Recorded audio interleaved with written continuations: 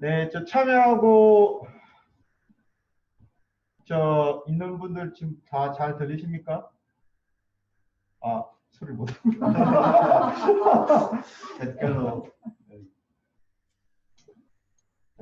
알트 H.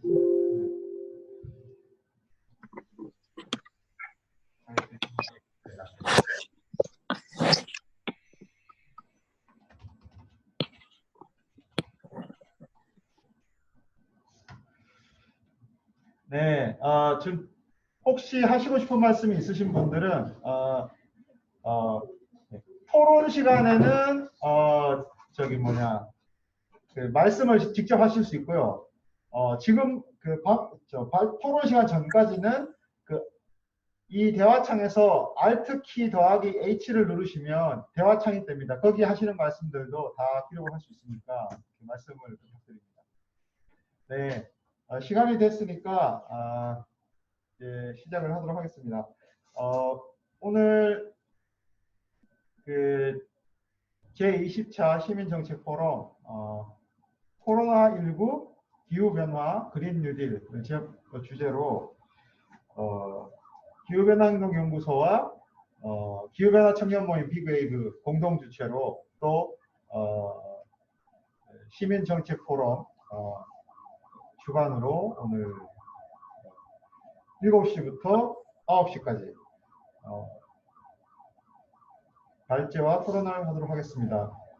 첫 번째 발제 1과 2는 30분씩 1시간을 하고 나머지 1시간 중간에 잠시 쉬었다가 빅웨이브 청년들과 함께 토론을 하도록 하겠습니다. 네, 지금 저희가 조금 보시기에 불편하시더라도 화면을 중심으로 보시고요. 이제 인사를 하면서 시작하겠습니다. 네, 안녕하십니까. 저는 기후변화행동연구소의 연구위원 박훈입니다. 바로 시작할게요. 네, 그러면 제가 우선 코로나19 이후의 기후와 환경 문제에 대해서 어떻게 주장이라기보다는 어떤 일들이 있었고 또 앞으로 어떻게 나아가야 될지 최근의 논의들에 대해서 소개를 해보겠습니다.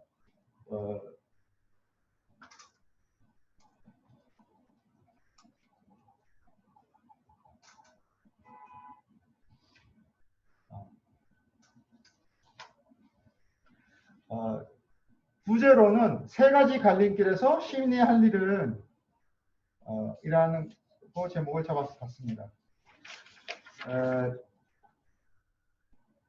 우리가 기후변화나 다양한 문제들, 환경 문제가 워낙 많지 않습니까? 그런데 이제 과학자들은 어떤 인류 사회 생존에 가장 큰 영향을 미치는 변화를 9가지로 꼽았는데요. 기후변화, 생물권 원전성 변화, 지표 시스템 변화, 담수 이용, 생물화학적 흐름, 해양 산성화, 대기의 에어로졸 증가, 대기오염이죠. 그리고 성층권 오존층 파괴, 또 다양한 신생물질, 화학물질이 증가하는 것을 보았습니다. 그런데 이 과학자들은 이 9개 중에서도 나머지 7개 심대한 영향을 미치는 핵심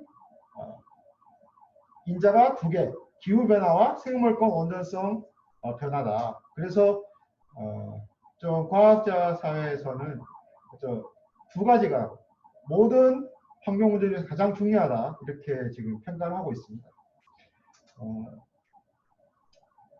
예를 들어 최근에 재해를 보시면요. 자연적인 원인에 의한 자연재해와 사람의 영향을 따른 인재를 보시면 희생자를 보면은 하늘색이 인재 희생자인데요. 아직은 뭐 태풍이라거나 지진으로 인한 또 쓰나미로 인한 자연재해로 인한 사망자가 훨씬 많습니다. 그런데 이제 차이점이 뭔가 하면 이제 보험을 들어서 피해를 입은 경우는 좀 그래도 사고 이후에 좀 회복을 할 수가 있는데 보험을 들지 않은 경우. 근데 보험을 들지 않은 그 재해가 주로 자연재해 많고 또 그 개발도상국에 많기 때문에 실제로는 피해로 인한 그 고통은 더 심하다. 그런 것들이 점점 더 심해지고 있다.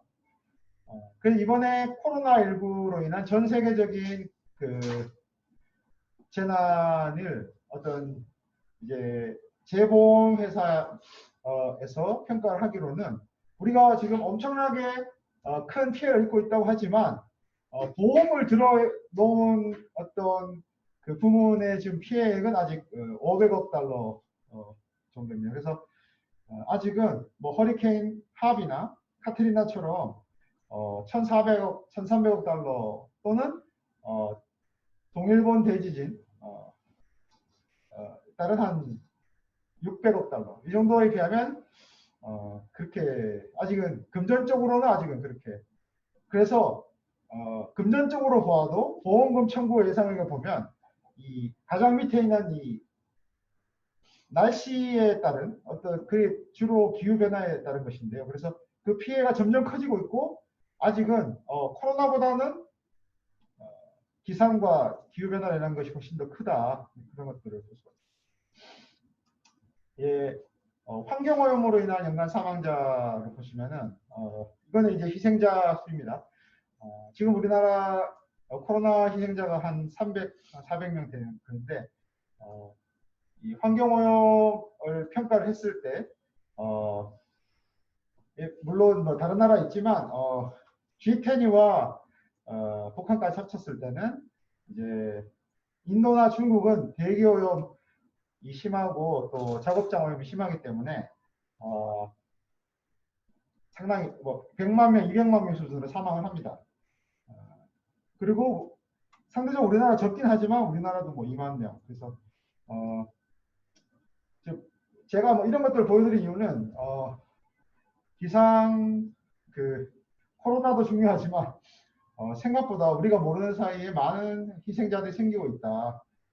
그런 것들을 한번 좀 종합적으로 생각해야 되지 않을까. 그런데 가장 큰 피해를 일으킨 것은 기후변화다. 그래서 기후 변화가 왜 중요한가 했을 때 보통 우리가 얘기하는 게 시계를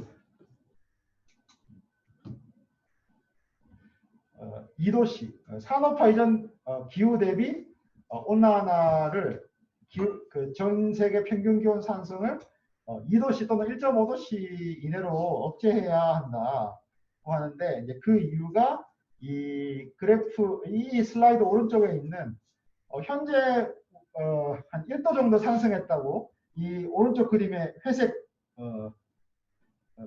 회색 밴드인데요. 그런데 이제 1.5도는 원래 1.5도나 2도씩 얘기할 때는 2100년까지 막아야 한다 했는데 왼쪽 그림을 보시면 현재 추세라면 2030년에서 52년 사이 금세기 상반기에 1.5도에 이를 가능성이 큽니다. 그래서 그러면 여기서 오른쪽에 있는 그 각종 위험의 그 빨간색이나 그 보라색으로 갈 가능성이 훨씬 더 크집니다. 그래서 이제 과학자들이 기후변화 급변점이라는 좀 개념을 소개를 했습니다. 예전에는 그 IPCC 기후변화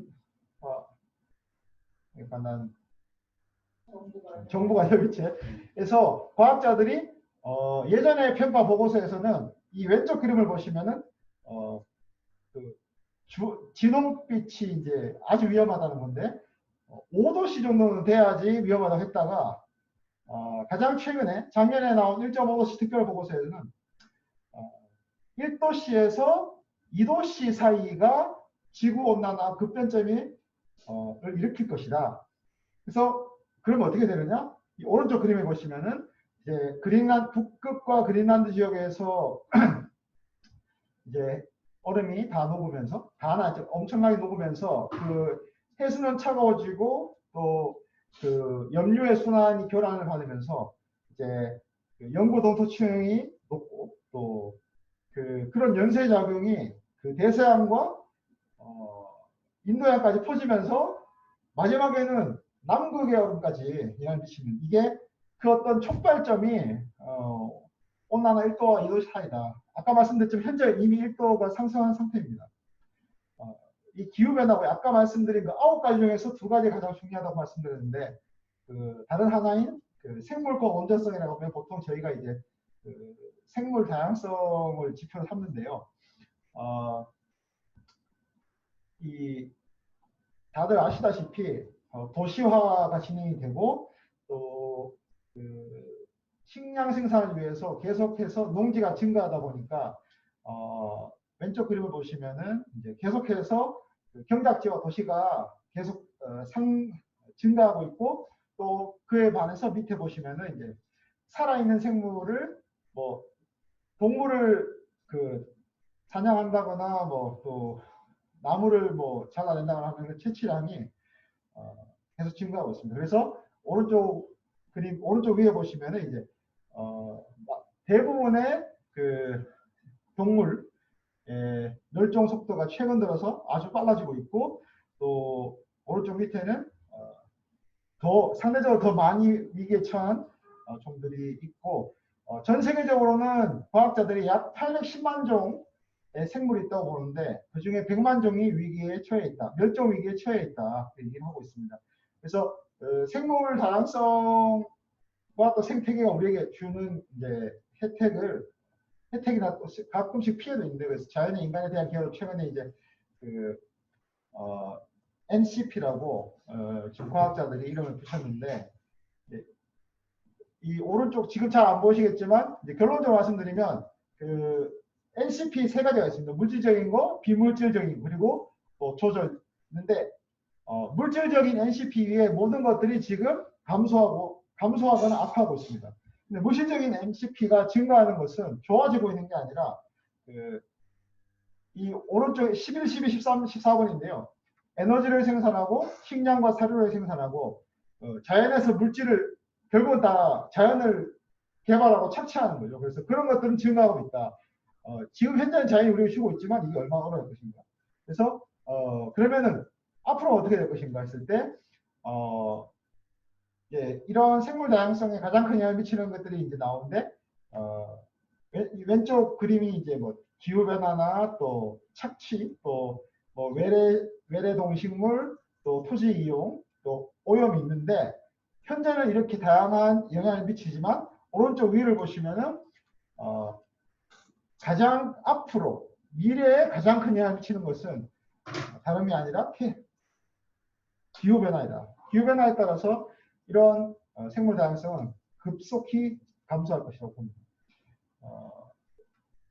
이제 그래서 지금 이제 제가 기후 변화와 생물 다양성에서 말씀드렸고요. 다시 한번 이제 코로나로 오면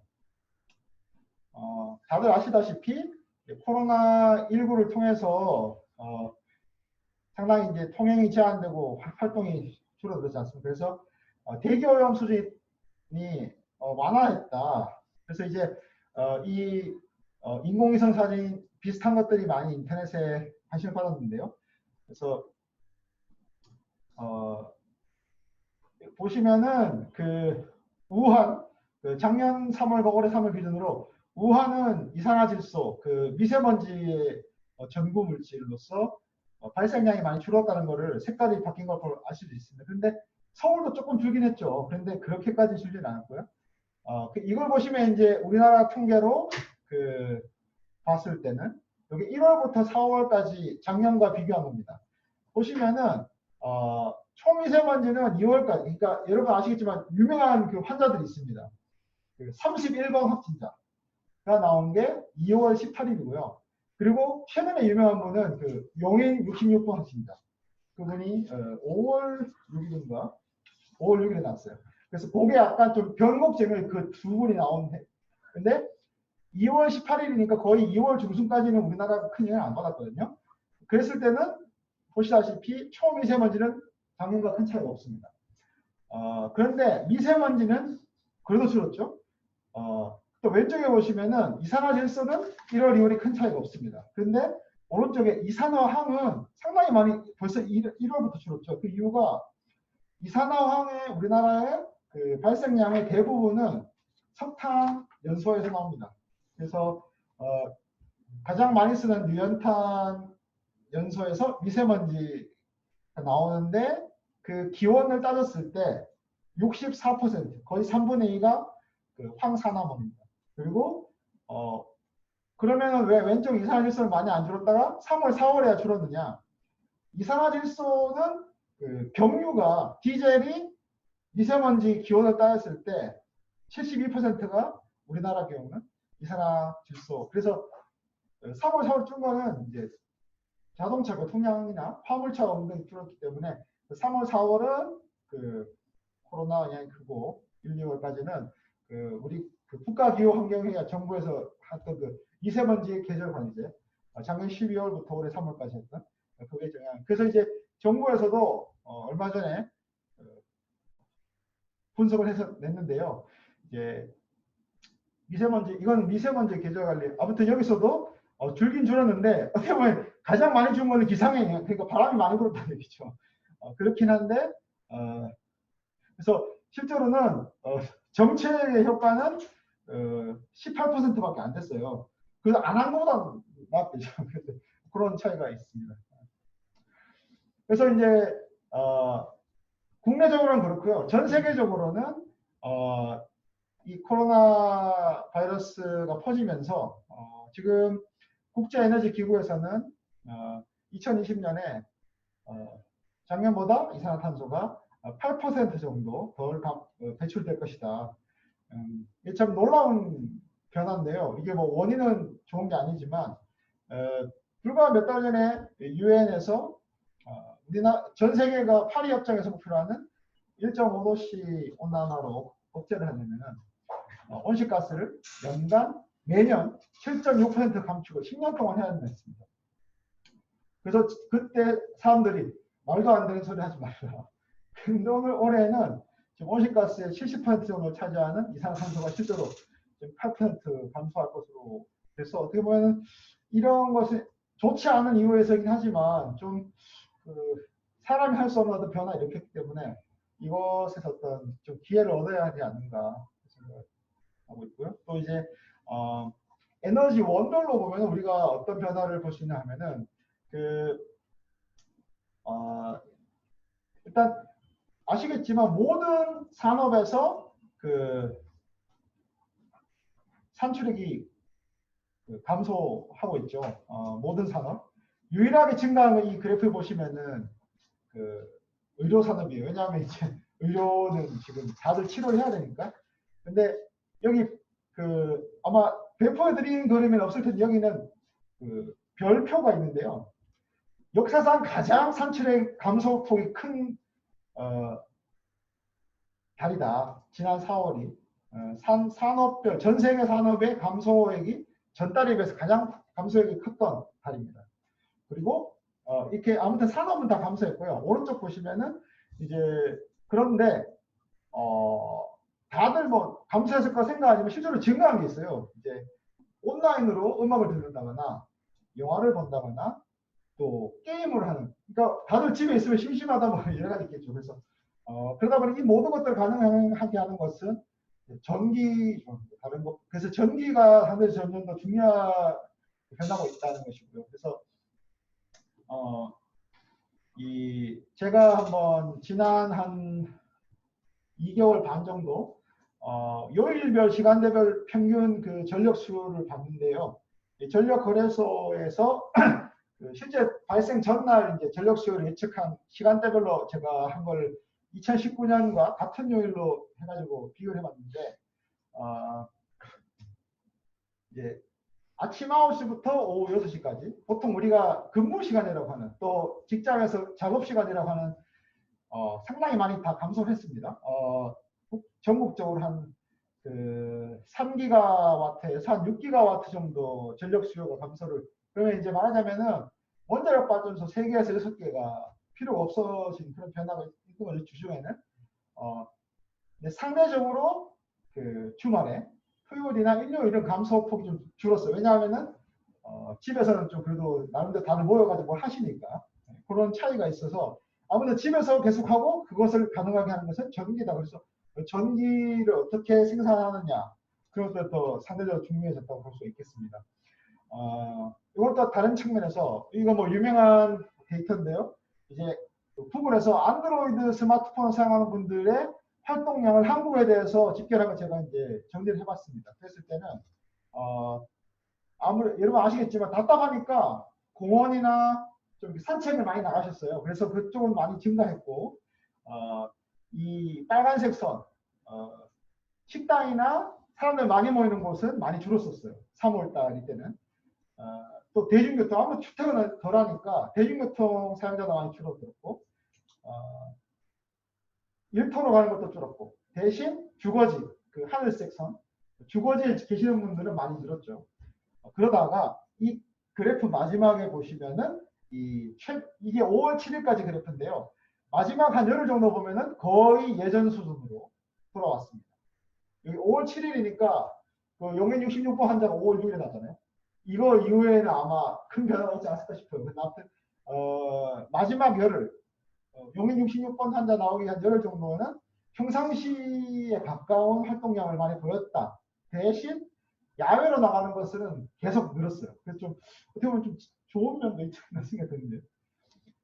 그리고 이제 국제적으로 다시 한번 보면은 제가 그 그래프 쓰는 그래서 국제적으로 여러분 아시겠지만 뭐 관광이라거나 물자의 수송이 많이 줄었습니다. 그래서 그 CO2 이산화탄소 배출량 기준으로 국가의 순위를 매길 경우에 12위에 해당하는 것이 국제 항공 부문의 이산화탄소 배출량입니다. 국제 항공은 약간 어느 나라에서 그 기름을 썼느냐가 잘 잡히지 않는 거죠. 그러다 보니까 항공을 좀 따로 통계를 잡거든요. 그래서 국제 항공이 이제 세계에서 12번째로 이산화탄소를 많이 2018년 기준으로 배출하는데 지난 1월 올해 지금까지 이번 주까지의 그 국제 항공 국내와 국제에서 합친 전 세계 국가별 주요 국가별 그 비행기 출발 계획에 작년과 비교했을 때 처음에는 큰 차였고 늘어난 나라도 있었는데 이쪽으로 올수록 다 모든 나라가 빨간색으로 변합니다. 우리나라는 초창기에 3월 달에는 다른 나라보다 나빠서 50%까지 감소했었는데 마지막에는 한 50, 그대로 50%. 근데 이제 그때까지도 큰 변화가 없던 다른 나라들, 유럽 국가는 지금 다 국내선 국제 합쳐서 95% 수준으로 감소를 했습니다. 그만큼 항공의 흐름은 줄어들었죠. 그리고 제가 여객선은 찾지를 못했고요. 그래서 이제 그 선박 부문, 국제 선박 운수는 이산화탄소가 전 세계에서 국가 기준으로 8등 정도에 해당하는데요.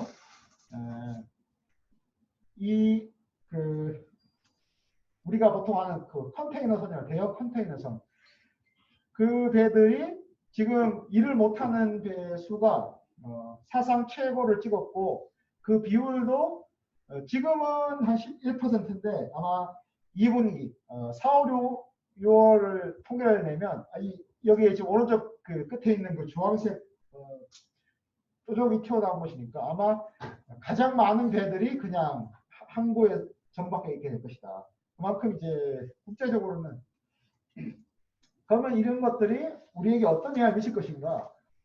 그래서 여기까지 말씀드리면은 이제 그 국제통화기금에서 이제 그 세계 GDP 상위 20개국에 대해서 그 GDP가 2020년에 어떻게 될 것인지 그 2019년에 대비해서요.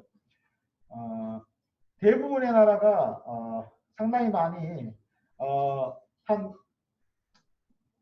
5 내지 한 8% 정도 감소할 것이다. 예. 근데 우리나라가 그 젊은 분들 잘 모르시겠지만 97년, 98년 그 이 유명한 그 국제통화기금 구제금융 사태 때 우리나라가 GDP가 5%가 감소했다더라고요. 예. 그러니까 지금 모든 나라가 우리나라 IMF가 더 심한 충격을 받게 될 거라고 예측하는 겁니다. 뭐 우리나라는 그나마 1% 되긴 한데요. 아무튼 그러면 이게 좋은 거냐 나쁜 거냐. 일단 경제적으로 안 좋겠죠. 근데 이제 GDP가 감소한 것과 이산화탄소 배출량을 보시면은 우리나라 같은 이 그래프의 오른쪽 보시면은 좀 GDP와 이산화탄소가 같이 움직였습니다. 이 그래프의 이 그 분홍색, 자주색 그 칸이 GDP의 영향인데요. GDP가 늘어날 때 이 검은 선인 그 CO2는 증가했고, 98년도 그 IMF 구제 금융 때 GDP가 감소했을 때는 또 그만큼 감소를 했습니다. 그래서 올해 이산화탄소가 감소할 거라고 뭐 생각할 수 있을 건데요. 왼쪽에 보시면은 그 전 세계적으로 그 큰 위기들이 있었습니다. 1, 2차 석유 파동이나 또 뭐 소련의 붕괴, 또 저기 아시안 파이낸셜 크라이시스가 이제 우리나라가 있었던 그 국제 아시아 금융위기고, 그 다음에 2008년쯤에 있었던 전 세계적인 금융위기. 이럴 때 살짝 감소하거나 아니면 증가폭이 누그러지긴 했었습니다. 그런데 이 그림을 보시다시피 그것은 일시적으로 일어났고 한 번도 항구적으로 줄어들지 않았어요. 한 2, 3년 반짝 줄었다가 다시 증가했고, 그래서 끊임없이 이산화탄소 배출량은 증가를 했습니다. 이런 변화들이 있었기 때문에 어떻게 해야 될지에 대해서 제가 마지막에 그 갈림길이라는 것에서 말씀을 드리겠습니다. 그리고 코로나로 인해 한 가지 더 생각해 볼 것이 인수공통 감염병. 동물에서 사람으로 또는 사람에서 동물로 또는 동물과 동물 사이에 그 전염이 되는 게 인수공통 감염병인데, 이제 이번에 코로나19뿐만 아니라 몇 년 전 우리나라를 강타했던 메르스, 또 에볼라, 뭐 지카 이런 거 대부분이 다, 그래서 최근에 새로 생기는 감염병의 4분의 3이 인수공통 감염병입니다. 그러다 보니까 말하자면은 사람은 사람만 살고 동물은 동물끼리 살면은 안 생길 병이 있는데, 이제 식량 생산을 위해서 산림을 자연 생태계를 파괴하니까 그 동물들이 멸종도 많이 하지만 우리가 알게 모르게 사람이 사는 곳으로 파고 들어오는 게 많죠. 주로 쥐 같은 설치류가 많긴 한데, 그래서 전염이 더 많이 되고요. 또 이번에 이 코로나는 기후변화라고 함부로 기후변화 때문에 말씀을 못 드리겠지만 일반적으로는 기후변화가 지금 계속 진행이 되면서 야생동물이 살 수 있는 지역과 사람이 살 수 있는 지역이 점점 겹쳐지고 있는 거예요. 그래서 밀집 지역이 겹치면서 또 인수공통 감염병이 확산되고, 그래서 이제 지금 우리나라에서 가장 그 지지를 받고 있는 질병관리본부에서 2018년에 그 세계보건기구의 권고를 뭐 여러 가지 고려해서 원헬스 접근법이라는 것을 이제 그 감염병 계획에 관리 계획에 반영을 했습니다. 그래서 이제 원헬스랑 이미 2018년에 했는데 좀 이번에 뭐 청급으로 승격이 된다니까 좀 더 힘을 받지 않을까 싶습니다. 그래서 아무튼 사람과 환경, 동물 이 세 개는 같이 환경을 개선해야 살아날 수 있지, 뭐 사람만 잘 산다고 하는 것은 인수공통 감염병을 고려했을 때 되지 않는다. 원헬스 접근법 좀 우리가 생각해 볼 수 있는 변화는, 그래서 이제 갈림길이 세 가지가 있습니다. 첫 번째는 우리나라가 이렇게 기후변화가 지금 위기에서 이제는 급변점을 향해서 가고 있는데, 지금 제가 그 이산화탄소 배출량이 주요국에서 처음으로 1억 톤을 돌파한 후에 이산화탄소 배출량의 변화를 제가 그림을 그렸는데, 이제 한없이 올라가는 나라는 그림에 보셔서 중국이나 인도, 미국 지금 올라가고 있죠. 또 일본도 그렇고요. 그리고 빨간 선 딱 중간에 있는 나라가 지금 우리나라입니다. 현재 우리나라 위치는 저기 분홍색 동그라미고요. 그리고 이제 조금 뭔가 계속 안 올라가고 좀 정체를 할 수 있는 나라가 지금 뭐 영국이나 프랑스인데, 이런 나라들도 아직은 우리가 보통 얘기하는 넷제로로 가지는 않고 있어요. 그래서 우리가 여기서 어떤 길로 갈 것인가, 이런 것들 한번 생각해 보자는 말씀을 드리고, 또 상당히 최근에 노벨 경제학상을 수상한 스티글리츠 교수나 또 2007년 스턴 보고서 또 니콜라스 스턴경 같은 분들이 전 세계 세계 개발은행과 또 전 세계 재정 담당자들에게 의견 조사를 했습니다. 세계 한 230명한테 조사를 해가지고 이 코로나19 이후에 경기 회복을 위한 재정 정책과 또 기후 변화에 대응하는 정책의 어떤 그 관계를 좀 전문가들에게 의견을 구했는데 여기 보시면 딱 눈에 띄는 게 D죠. D. 가구, 벤처기업, 중소기업의 유동성을 지원하는. 맞아, 우리가 지금 기본소득을 받고 하는 건데요.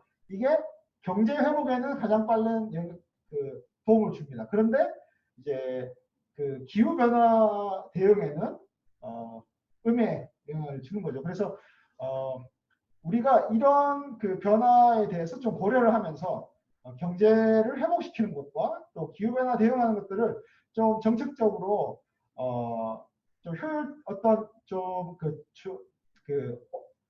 균형이 잡힌 대책을 세워야 되지 않나. 뭐 지금 현재 여기서 이야기하는 바람직한 거는 좀 이 노란색 음영이 있는 부분인데. 두 번째 갈림길은 아까 말씀드린 인수공통 감염병의 대응으로서 우리나라가 지금 산림이 매년 65제곱킬로미터가 지난 30년간 감소를 했습니다.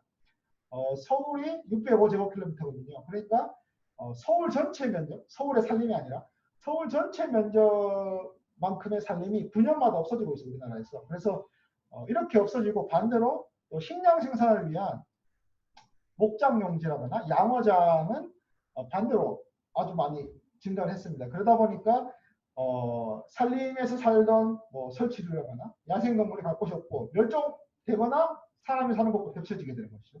요즘 멧돼지가 많이 보이는 게 다 이유가 있다고 보시면 되겠습니다. 이런 것들을 어떻게 할 것인가. 마지막 세 번째는 좀 그 근본적인 고민을 할 필요가 있는데 이제 IPCC 아까 말씀드린 기후변화에 관한 그 국제협의체 그리고 IPBES 생물 다양성과 생태계에 관한 국제 사회과학 사회 과학 정책 협의기구 이 두 가장 중요한 두 가지 문제를 다루는 가장 권위 있는 두 기구인데요. 이 IPCC와 IPBES는 공통으로 이 시나리오를 씁니다. SSP라고 공동사회경제 경로라고 해가지고요. 이제 5가지 경로로 갈 수 있다. 그래서 기후변화 적응이 어려워지는 정도와 기후변화 완화, 온실가스 감축이 어려워지는 정도 했을 때 여러분 딱 보시면 아시겠지만 기후변화 적응도 쉽고 완화도 쉬운 SSP 1이 지속 가능한 경로죠. 그런데 이제 이 코로나19가 어떻게 될지 오늘 뉴스에 나온 하버드 교수가 있는데요. 이분이 프린스턴대 교수인가? 그래서 전체적으로 그 세계적인 학자들의 얘기는 여러분 아시겠지만 약간 국제간 교류도 많이 줄어들고 하다 보니까 약간 좀 각자 도생의 길로 가고 있어요. 그냥 우리나라 일은 우리나라 해결한다. 그러다 보니까 국수주의로 가고 또 강대국의 경쟁이 심해지고 또 전략적 연대가 단절되는 이런 변화가 심화할 것이다. 그러면은 지금 이 왼쪽에 보시면은 그 변화는 어디냐? SSP3이라고 하는 지역 간 경쟁, 완화와 적응 과제가 어려워지고 험난한 진료가 가장 나쁜 경로로 하게 된다는 거죠. 계속된다면. 이렇게 됐을 때 이제 오른쪽에 보시면은 어떻게 되느냐 예측을 했을 때 지구온난화는 1.5도나 2도가 아니라 4도씨를 넘는 최악의 길로 가게 되고 대기오염 물질까지도 상승하고 토지 이용도 악화하고 그래서 뭐 정말 지금 이때 우리나라는 어떤 상태냐 아시다시피 우리나라는 세계에서 기관별로 다른데 한 7등에서 8등 정도의 온실가스 그래서 지금 전 세계 모든 국제 선박에서 내는 것 비슷한 온실가스를 배출하고 이산화탄소를 배출하고 있습니다. 그런데 이제 소비 기준으로 그러니까 수출입을 다 따져가지고 좀 근본적인 문제로 봤을 때는 1인당으로 봤을 때는 한 18등 정도. 뭐 이렇게 작은 나라들 빼면은 주요 국가 중에 상당히 상위권입니다. 그래서 이렇게 우리나라가 기후변화 대응이나 어떤 생태계 변화에는 대응에는 상당히 보통 말하는 악당 국가에 되어 있는 거죠. 그러면 이제 그래서 제가 이제 한 가지 제안을이라고 할까요? 이제 말씀드리는 것들은 아까 말씀드린 이런 지금 바로 임박한 기후나 생태계 변화의 급변점을 막을 수 있는 것들을 이제 최근에 이제 학자들이 또 급변 행동, 급변 요소라고 이제 사회 급변 이제 이걸 왜 했냐면은 맨날 온실가스를 줄이면 된다. 무슨 기술을 개발하면 된다 했는데 그런 얘기를 몇십 년 동안 했는데 큰 변화가 없잖아요. 그러다 보니까 사회 그 정치적인 측면에서 좀 다시 살아본 겁니다. 이것도 또한 또 세계적인 또 학자들 한 130명한테 설문을 조사하고 또 워크숍을 한 다음에 다시 한번 또 그 각 그 정책별로 영향을 정량적으로 했는데 그러면 현재는 우리나라가 아니 전 세계가 왼쪽에 그 지구가 그 계곡에 걸려 있다. 그러니까 온실가스를 줄이고 탈탄소로 가야 되는데 많은 문제들이 그 사회적으로 구조화된 우리가 보통 말하는 어떤 그 기존의 제도 그 관성에 의해서 흘러가는 것들이나 그런 것들도 움직이지 않고 있는 거예요. 그래서 그런 것들을 그 가로막는 것들을 제거해서 전 세계가 탈탄소로 가서 어떤 파리 협정이나 어떤 그 변화를 일으킬 수 있는 것들을 이제 사회 급변 요소라고 하고 그 밑에 있는 구체적인 행동을 사회 급변 행동이라고 하는데요. 그렇게 되면은 이제 이 오른쪽 밑에 있는 게 아까 보신 그겁니다. 저 기후 급변 그 점들의 그림인데 그런 것들을 해결할 수 있다. 그래서 근데 이제 여기서 오늘은 저는 그 중에서도 시민들은 무엇을 해야 하는가. 그래서 이 표에서 시민이 할 수 있는 일이 이제 그 분홍색으로 제가 음영을 넣었는데 보시다시피 그럼 무엇을 해야 하는지 또 그러면 시간이 얼마나 걸리는지. 그러니까 어떤 대통령이나 어떤 정권 임기 내에 해결되는 건 많지 않습니다. 그래서 시민사회나 또 어떤 공동체, 지역사회 또는 뭐 환경단체나 청소년, 저하신 그 젊은이들이 분산에너지 같은 경우는 한 10년 정도 걸린다 그러고 여기 그리 보시면 또 그 탄소 중립도시를 만들어서 한 10년 정도 또 특히 가장 오래 걸리는 게 그 ST의 4번 규범과 가치 체계 변화. 화석연료가 만들어낸 사회의 어떤 문제점을 해결하려는 이건 아직 전례가 없기 때문에 한 세대는 걸릴 것이다. 정말 길게 보고 꾸준히 노력을 해야 해결할 수 있는 이걸 해결해야 어떤 큰 변화가 일어날 수 있다는 거죠. 또 그 다음으로 중요한 것들은 10에서 20년 걸리는 환경교육, 기후교육과 참여 이런 것들. 좀 그래서 우리가 일상생활에서 노력도 중요하지만 상당히 긴 시간이 걸리는 것들은 어떤 뭐 우리가 투표도 해야 되겠지만 어떤 좀 시민사회 근본적인 노력들도 필요하다. 이렇게 해서 저는 어떤 방향을 제시한다기보다는 어떤 최근의 변화들과 또 연구 결과에 대해서 소개하는 정도를 해가지고 발표했습니다.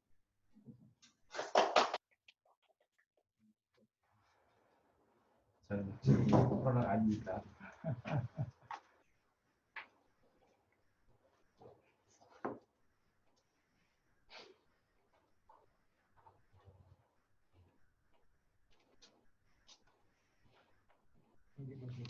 이거 보고 하면 될까요? 예. 제가 말씀하신 대로. 네. 안녕하세요. 기후변화 행동연구소에서 전문위원으로 있는 김진삼입니다. 네, 이름을 코로나 바이러스와 그린 뉴딜이라고 지었는데 이 발표에서 코로나하고 기후변화 큰 관련이 없다고 얘기를 했습니다. 근데 이렇게 붙인 이유가 일단은 첫 번째는 코로나 바이러스 사태가 우리 인류한테 새로운 생각들을 하게 만든 것 같아요. 그래서 뭐 가까운 비근한 예로 최근에 국회에서 이 전 총리를 비롯한 여러 사람들이 그린 뉴딜 세미나를 했고 며칠 전에는 대통령께서 직접 나와서 그린 뉴딜을 역설을 한 적이 있거든요. 그 얘기는 코로나가 사람들의 생각들을 좀 바꾸고 지금까지 우리가 살았던 방식을 다시 한번 이렇게 점검할 수 있는 그런 시간을 줬던 것 같습니다. 그래서 이제 뭐 그린 뉴딜은 들어본 분들은 많이 계시겠지만 일단 뭐 잠깐 이게 개요를 설명하는 게 옳을 것 같아서 일단 개요를 집어넣습니다. 그래서 기후변화 사태를 그동안 해결하기 위한 노력들은 주로 국제 간 고위 정치인들 간에 뭐 국가 정상회의랄지 그런 사람들 간의 협정으로 그 협정의 결과로 그 의무를 각 국가가 이행함으로써 해결될 수 있을 거라고 생각을 했어요. 교토의정서, 파리협정 이런 것들을 열심히 추진했었죠. 그런데 불행히도 미국의 대통령이 바뀌면서 파리 협정을 일단 폐퇴를 했고 중국이 석탄 발전소를 무려 1000기 정도의 석탄 발전소를 가지고 있는데 아직도 뭐 재생에너지를 많이 한다고는 하지만 석탄 발전소는 줄이지 않고 있죠. 그래서 배출량이 여전히 굉장히 높고 그래서 국가 간의 협력만으로 특히 정치인들의 협력만으로 기후변화 해결이 불가능하다는 게 알게 됐고 그래서 기후변화에 직접적인 영향을 받는 어떤 세대들이랄지 아니면 사람들이 이제 본격적으로 이제 거리에 나서기 시작을 한 거죠. 그래서 스웨덴의 여중생이 학교를 가지 않고 데모를 하는 것부터 시작을 해서 그 프라이데이 스트라이크라고 하죠. 그다음에 한국의 유럽에서의 그 멸종 저항이랄지 미국의 선라이즈 무브랄지는 많은 대중운동이 이제 싹트기 시작했습니다. 우리나라는 작년에 이제 동숭동에 모여서 한 수천 명이 모여서 기후위기 비상운동 시위를 했었고요. 그래서 이런 대중운동이 큰 반향을 일으켰고 또 하나는 국가는 이렇게 좀 탈퇴도 하고 좀 열심히 안 했지만 또 기업 차원이랄지 지역 차원에서도 지역 차원에서는 지속적으로 이 기후운동을 했습니다. 그래서 알리백, 그러니까 100% 재생에너지로 제품을 만들겠다는 기업들이 생기기 시작하고 도시, 전 세계 아주 큰 도시 40개의 시장들이 모여서 기후행동을 하겠다는 C40 운동도 있었고요. 그래서 이제 밑에서부터 다시 새로운 기후행동을 하자고 이렇게 결의가 시작됐고요. 그래서 이제 그동안에 이제 이 기후위기를 해결하기 위한 담론들을 이제 새로운 담론으로 전환시키기 시작했습니다. 그동안은 이제 진보 좌파에서는 탈성장, 그 다음에 이제 보수파에서는 녹색 성장을 주장을 했었죠. 탈성장은 이렇게 기후위기가 시작된 것은 자본주의적 생산 방식, 경제 성장을 지속적으로 추구하는 자본주의 성장 방식에서 왔기 때문에 이제 성장을 그만하자. 이렇게 좀 사람들이 좀 못 살게 되더라도 그렇게 하자는 원리였고요. 뭐 잘 받아들이기 힘들죠. 사람들이 그 100원을 벌다가 90원 벌면 참기 힘들잖아요. 그 다음에 이제 녹색 성장은 이 기후위기를 성장의 기회로 삼자. 그런 우파적 논리인데, 대표적으로 이명박 대통령 시절에 나왔는데요. 실효성이 거의 없습니다. 왜냐하면, 뭐, 녹색 성장을 하려면 녹색에 관련된 산업 자체가 변화를 해야 되는데, 뭐 에너지도, 그, 석탄 에너지에서 재생에너지로 변해야 되는데, 그건 변하지 않고, 재생에너지를 만드는 기술이랄지 기업을 만들어서 세계에 팔아먹겠다는 그런 녹색 성장은 별로 워킹을 하지 않았습니다. 그래서 이제 이 둘의 장점과 그러니까 성장도 어느 정도 보장을 하면서 또 일자리도 보장을 하면서 기후 위기도 극복할 수 있는 방식이 뭘까 하는 그런 많은 고민 끝에 나온 게 그린 뉴딜입니다. 그래서 그린 뉴딜은 기후 위기를 해결하고 일자리도 좋은 일자리도 만들어내고 또 이때 기후 위기 극복을 위해서 전환 과정에서 뒤처지는 사람들도 이렇게 끌고 가고 그다음에 더 중요한 것은 사회복지하고 사회안전망을 확충하자. 뭐 좋은 건 다 들어있죠. 그렇게 하기 위한 방법론들을 이제 생각하기 시작했고 제일 먼저 작년에 미 하원에서 결의안으로 채택이 됐습니다. 하원에서는요. 근데 상원에서 부결돼서 어쨌든 폐기는 됐지만 그 안에 굉장히 그린 뉴딜에 대한 굉장히 중요한 청사진이 들어있습니다. 그리고 이제 연이어서 유럽연합 집행위원회에서 그린딜에 대한 발표를 했습니다. 그래서 그것은 굉장히 중요한 실행 계획들을 담고 있고 굉장히 포괄적인 계획입니다. 올해부터 실행할 계획을 갖고 있고요. 그 다음에 2020년 우리 총선에서 녹색당 이니시에서 정의당, 민주당의 공약이 됐습니다. 또 그 공약의 결과로 총선 끝나고 나서 국회에서 민주당 주관하에 아주 큰 세미나가 있었고요. 또 대통령의 언급도 나오게 됐습니다. 그래서 이제 특히 코로나 사태가 우리한테 새로운 생각을 하게 되면서 이제 그린뉴딜에 대해서 사람들이 좀 더 진지하게 접근을 하고 있는 것 같습니다. 그 다음. 그럼 이제 그린뉴딜은 일단 생각을 근본적으로 전환시켜야 되는데요. 지구의 위기는 왜 나온다면 인간이 매장되어 있는 자원들을 무한정 소비하게 되죠. 환경을 파괴하고 그러면서 이제 기후위기가 닥치고 환경 파괴가 오면서 일단 생물들은 이제 멸종 위험에 처해 있고요. 인류는 이제 생존 위기에 내몰린 거죠. 그래서 이대로 간다면 가령 2100년에 이 지구에서 인류가 살아남을 수 있을지도 이제 걱정될 정도로 위기에 내몰린 거죠. 그러려면 일단 인간의 사는 방식 자체를 완전히 바꿔야 되는데 이제 생태주의적 전환을 해야 됩니다. 그러면 그동안은 지구에 매장되어 있는 자원을 캐내고 그다음에 지구의 자연을 파괴하면서 이렇게 개발을 해왔는데 앞으로는 지구가 생산하는 한도 내에서 소비를 해야 됩니다. 그래서 이제 재생에너지를 쓰고 이렇게 해야 된다는 얘기죠. 그러려면 화석연료라든지 채굴 자원 사용을 최소화해야 됩니다. 그러면 이제 이렇게 살았던 게 인류가 사회와 유목사회예요. 농경사회부터는 이미 자연을 파괴하기 시작하는 거죠. 근데 그러면 원시사회하고 유목사회에 돌아가지 않고도 생태적 전환이 가능할까?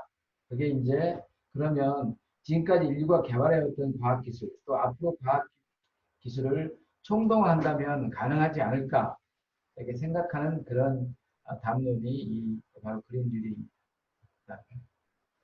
그러면 뭐 자본주의가 때문에 이 기후위기가 왔다 이렇게 근본주의로 생각하면 해결책이 없죠.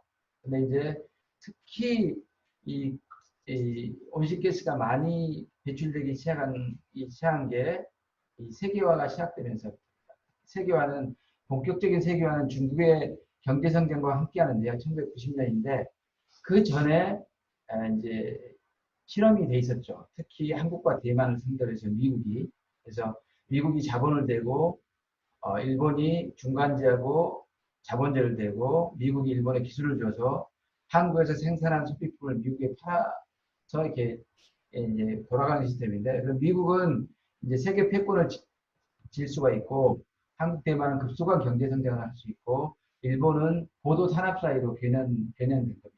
그래서 이게 실은 사람들은 잘 모르지만 이 소련이 패망한 원인이 바로 여기에 있습니다. 미국이 새로운 발전의 메커니즘을 만들어낸 거죠. 소련은 못 만들어냈고. 근데 이렇게 가능성이 열리면서 이걸 이제 전 세계로 이렇게 확산을 했습니다. 그래서 이제 방식이 바뀌었죠. 이제 한국, 대만 자리에 중국이 들어오고 일본 자리에 한국이 끼어들어간 겁니다. 그래서 실은 90년대 이후도 한국은 지속적인 고도 성장을 가능하게 됐습니다. 이런 세계화의 구조 내에서. 그런데 이제 문제는 이거 이제 그러고 나서 이제 중국이 2차 세계화하고 3차 세계화는 인도, 베트남, 아프리카까지 이 3차 세계화가 지금 진행 중에 있습니다. 근데 이렇게 세계화가 진행되니까 어떤 문제가 생기냐면 일단 화석연료하고 채굴 자원 소모가 극대화됩니다. 그래서 특히 중국이 엄청난 양의 원유와 철광석과 그다음에 햇산을 사우디, 호주, 브라질에서 수입해다 쓰기 시작한 거죠. 그다음에 이제 중국 같은 경우는 산업이 성장하고 토지가 계속 멸실돼 나가니까 식량도 부족하게 되니까 이제 특히 브라질, 미국에서 엄청난 식량들을 수입하게 됩니다. 그래서 이런 세계화 구조가 되는데 그러다 보니까 일단 화석 연료와 채굴 자원 소모가 극대화되면 이게 결국은 온실가스가 늘어나는 방향하고 똑같습니다. 온실가스가 굉장히 속도로 늘어나고 그 다음에 이제 값싼 소비재하고 값싼 연료와 자원으로 값싼 상품을 만들어서 선진국에 팔게 되면서 이제 옛날처럼 소비를 이렇게 아껴하지 않습니다. 100만 원짜리 핸드폰 2년 만에 버리고 그 다음에 엄청난 양의 음식들이 남아들고 이런 낭비적 소비가 진행됩니다. 낭비적 소비도 결국은 온실가스를 만드는 겁니다. 그렇게 되면서 드디어 중국이 제1의 온실가스 배출국이 됩니다. 그래서 지금 온실가스 배출이 미국보다 2배 이상 많습니다. 그래서 이제 실은 온실가스 배출이 소비 기준으로 재산정할 필요가 있어요. 가령 중국에서 온실가스를 많이 배출한다고 하지만 그 안에는 상당량의 상품 안에 들어있는 온실가스가 있다는 거죠. 그래서 앞으로는 이 온실가스 배출도 좀 더 공정하게 하려면 소비 기준으로 재산정할 필요가 있다고 봅니다. 그러면 그 세계화 결과가 온실가스 배출로 이렇게 표현이 어떻게 되냐면 중국은 경제 성장과 함께 온실가스가 아주 빠른 속도로 증가합니다. 무지막지한 속도로 증가하죠. 그래서 지금은 가장 오른쪽에 미국보다도 두 배, 거의 2.5배 가량 정도로 많습니다. 그런데 그 그래프를 보시면 2001년부터 급속히 증가했다는 걸 알 수가 있어요. 경제 성장도 그렇고 온실가스가. 이때가 중국이 WTO에 가입합니다. 2001년. 그러니까 중국이 본격적으로 세계 무역 구조에 편입되면서 세계 경제에 편입되면서 온실가스 배출이 증가했다는 걸 알 수 있습니다. 그래서 전 세계 온실가스 배출 증가는 이 세계와 함께한다는 걸 알 수가 있습니다. 한국은 지속적으로 증가하지. 한국이 이전에 이제 중국의 역할을 할 때도 증가를 했고 저희가 중간자하고 자본주의를 제기 때문에 중국에 또 지속적으로 증가를 했습니다. 미국은 별로 증가하지 않습니다. 특히 2000년 이후로는 거의 증가를 않죠. 중국이 증가가 되는 만큼 미국이 증가하지 않습니다. 평탄을 이루거든요. 그리고 심지어 2010년부터는 미국이 굉장히 속도로 떨어지기 시작해요. 이건 이제 세계화의 원인도 있고, 최근에는 이제 셰일가스가 많이 나오게 되면서 이제 석탄 발전 대신에 셰일가스를 많이 쓰게 되면 석탄 발전소보다 가스 발전소가 CO2를 2분의 1밖에 내지 않습니다. 그 영향도 있습니다. 어쨌든 선진국은 이 온실가스 배출량이 늘어나지 않는 데 비해서 개도국이 폭발적으로 늘어나는 거죠. 그럼 이제 특히 세계화는 세 가지가 동시에 증가를 합니다. 자본의 교류가 증가하고 상품의 교류의 증가하고 사람의 교류가 증가를 하게 됩니다. 그러면 중국의 이 여행객 증가를 보면 중국과 세계 중국으로 방문한 사람 수는 세계 여행객 증가 수하고 비슷합니다. 근데 중국 사람들이 밖으로 나가는 것은 아주 폭발적으로 증가합니다. 그래서 중국이 경제 성장을 하게 되면서 CO2도 굉장히 많이 발생시키고 여행객도 굉장한 속도로 늘어났던 걸 알 수 있습니다. 그래서 여행객이 거의 연 15%씩 아마 증가를 했어요. 그 다음에 또 한 가지 증가한 것은 이제 쓰레기가 증가를 하죠. 왜냐하면 값싸게 소비하고 막 버리니까. 그래서 그러면 이제 선진국은 그 쓰레기를 또 자기들이 처리하는 게 아니라 수출을 합니다. 가난한 나라에. 우리나라도 중국하고 필리핀에 많이 수출을 했죠. 그러면 이제 그 다음에 이제 해양에 투기하기 때문에 태평양 한가운데 뭐 그린란드만 선만한 크기의 이게 쓰레기 섬이 있다고 해요. 그러면 생산 따로 소비 따로 그다음 분해가 다른 곳에서 다 일어나요. 이게 세계의 결과. 그래서 이제 일단 세계화 코로나 바이러스를 보면 세계화라는 것은 생산 소비 분해가 지역적으로 일어났던 것들이 이제 전체가 한 뭉텅이로 옮기는 거죠. 생산은 중국에서 하고 소비는 미국에서 일어나고 분해는 태평양이나 개도국에서 일어나고 쓰레기를 수출해서 이렇게 한 덩어리로 움직이는 방식입니다. 옛날에 한 덩어리 주기라고 했는데 한 덩어리 주기는 항상 위험합니다. 옛날에 소련이 왜 망했나를 한 덩어리 주기로 설명합니다. 왜냐하면 책임이 단 한쪽에 전부 다 집중되기 때문에 결국 무너진다고 이렇게 표현을 하거든요. 이제 생산도 분산되면 위험이 훨씬 적은 거죠. 그런데 그 위험도가 적은 위험도하고 이제 안전도에서 이제 위험도하고 효율성에서 세계는 효율성으로 가게 되면서 안정성을 이제 도외시하게 되는 거죠. 그래서 그 안정성의 위험도를 가장 높인 것은 기후위기가 그 위험성을 가장 높인 것. 그러니까 세계화의 위험성 중에서 위험성을 가장 높인 것은 기후위기입니다. 그러면은 인수공통 전염병이라는 것은 인류가 농경생활을 한 이후로 계속 생겨왔습니다. 유목시대 때는 별로 많지 않았다가 특히 이제 인류가 가축을 기르기 시작하면서부터 인수공통 전염병이 많이 생겼는데 이제 최근에 특히 이제 이런 바이러스성 인수공통 감염병이 많아진 거죠. 이전에 세균성이 많았다가. 근데 이제 어쨌든 기후변화하고 직접적인 관련은 없지만 인류가 자연을 파괴한 것과는 관련이 있는 거죠. 그런데 전염병은 어디나 있을 수 있습니다. 그런데 전염병이 이렇처럼 빨리 퍼진 적은 없었으니까. 빨리 퍼져서 불과 한두 달 만에 전 세계에 퍼져서 지금 안 퍼진 곳이 한 군데도 없더라고요. 보니까. 그린란드도 퍼졌다는가? 그린란드 모르겠고 어쨌든 안 퍼진 곳이 없을 정도로 많이 퍼졌는데 그러면 이 코로나 바이러스가 이렇게 빨리 퍼지고 위험하게 된 이유는 첫 번째는 이제 세계화를 하려고 하려면은 자국에 있는 노동 계급들을 약화시켜야 돼요. 자국의 생산 기반을 외국으로 보내야 돼요. 그러려면 그걸 이론적으로 뒷받침할 수 있는 신자유주의가 확산이 돼야 돼요. 그 신자유주의 확산은 결국은 사회 안전망을 무너뜨리는 결과를 낳았고 가장 크게 무너진 게 공적 의료 체계가 무너졌어요. 특히 이제 영국이랄지 미국 같은 경우는 공적 의료 체계가 굉장히 많이 약화됐거든요. 그래서 공적 의료 체계가 붕괴된 나라일수록 더 많이 코로나 바이러스 영향을 많이 받았습니다.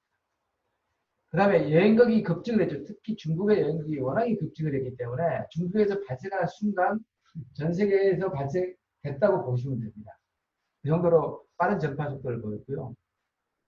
그 다음에 이제 가장 큰 문제는 뭐냐면 세계화에 의해서 이 기초 의료품이라든지 기초 생활 필수품 이런 것들이 생산하는 것이 다 정해져 있어요. 세계적으로. 뭐 자동차는 어디, 밀은 어디, 쌀은 어디, 가령 뭐 여기 인공호흡기는 어디, 마스크는 어디 다 정해지다 보니까 특히 기초 의료품들이 궤도국으로 전부 다 이전을 했어요.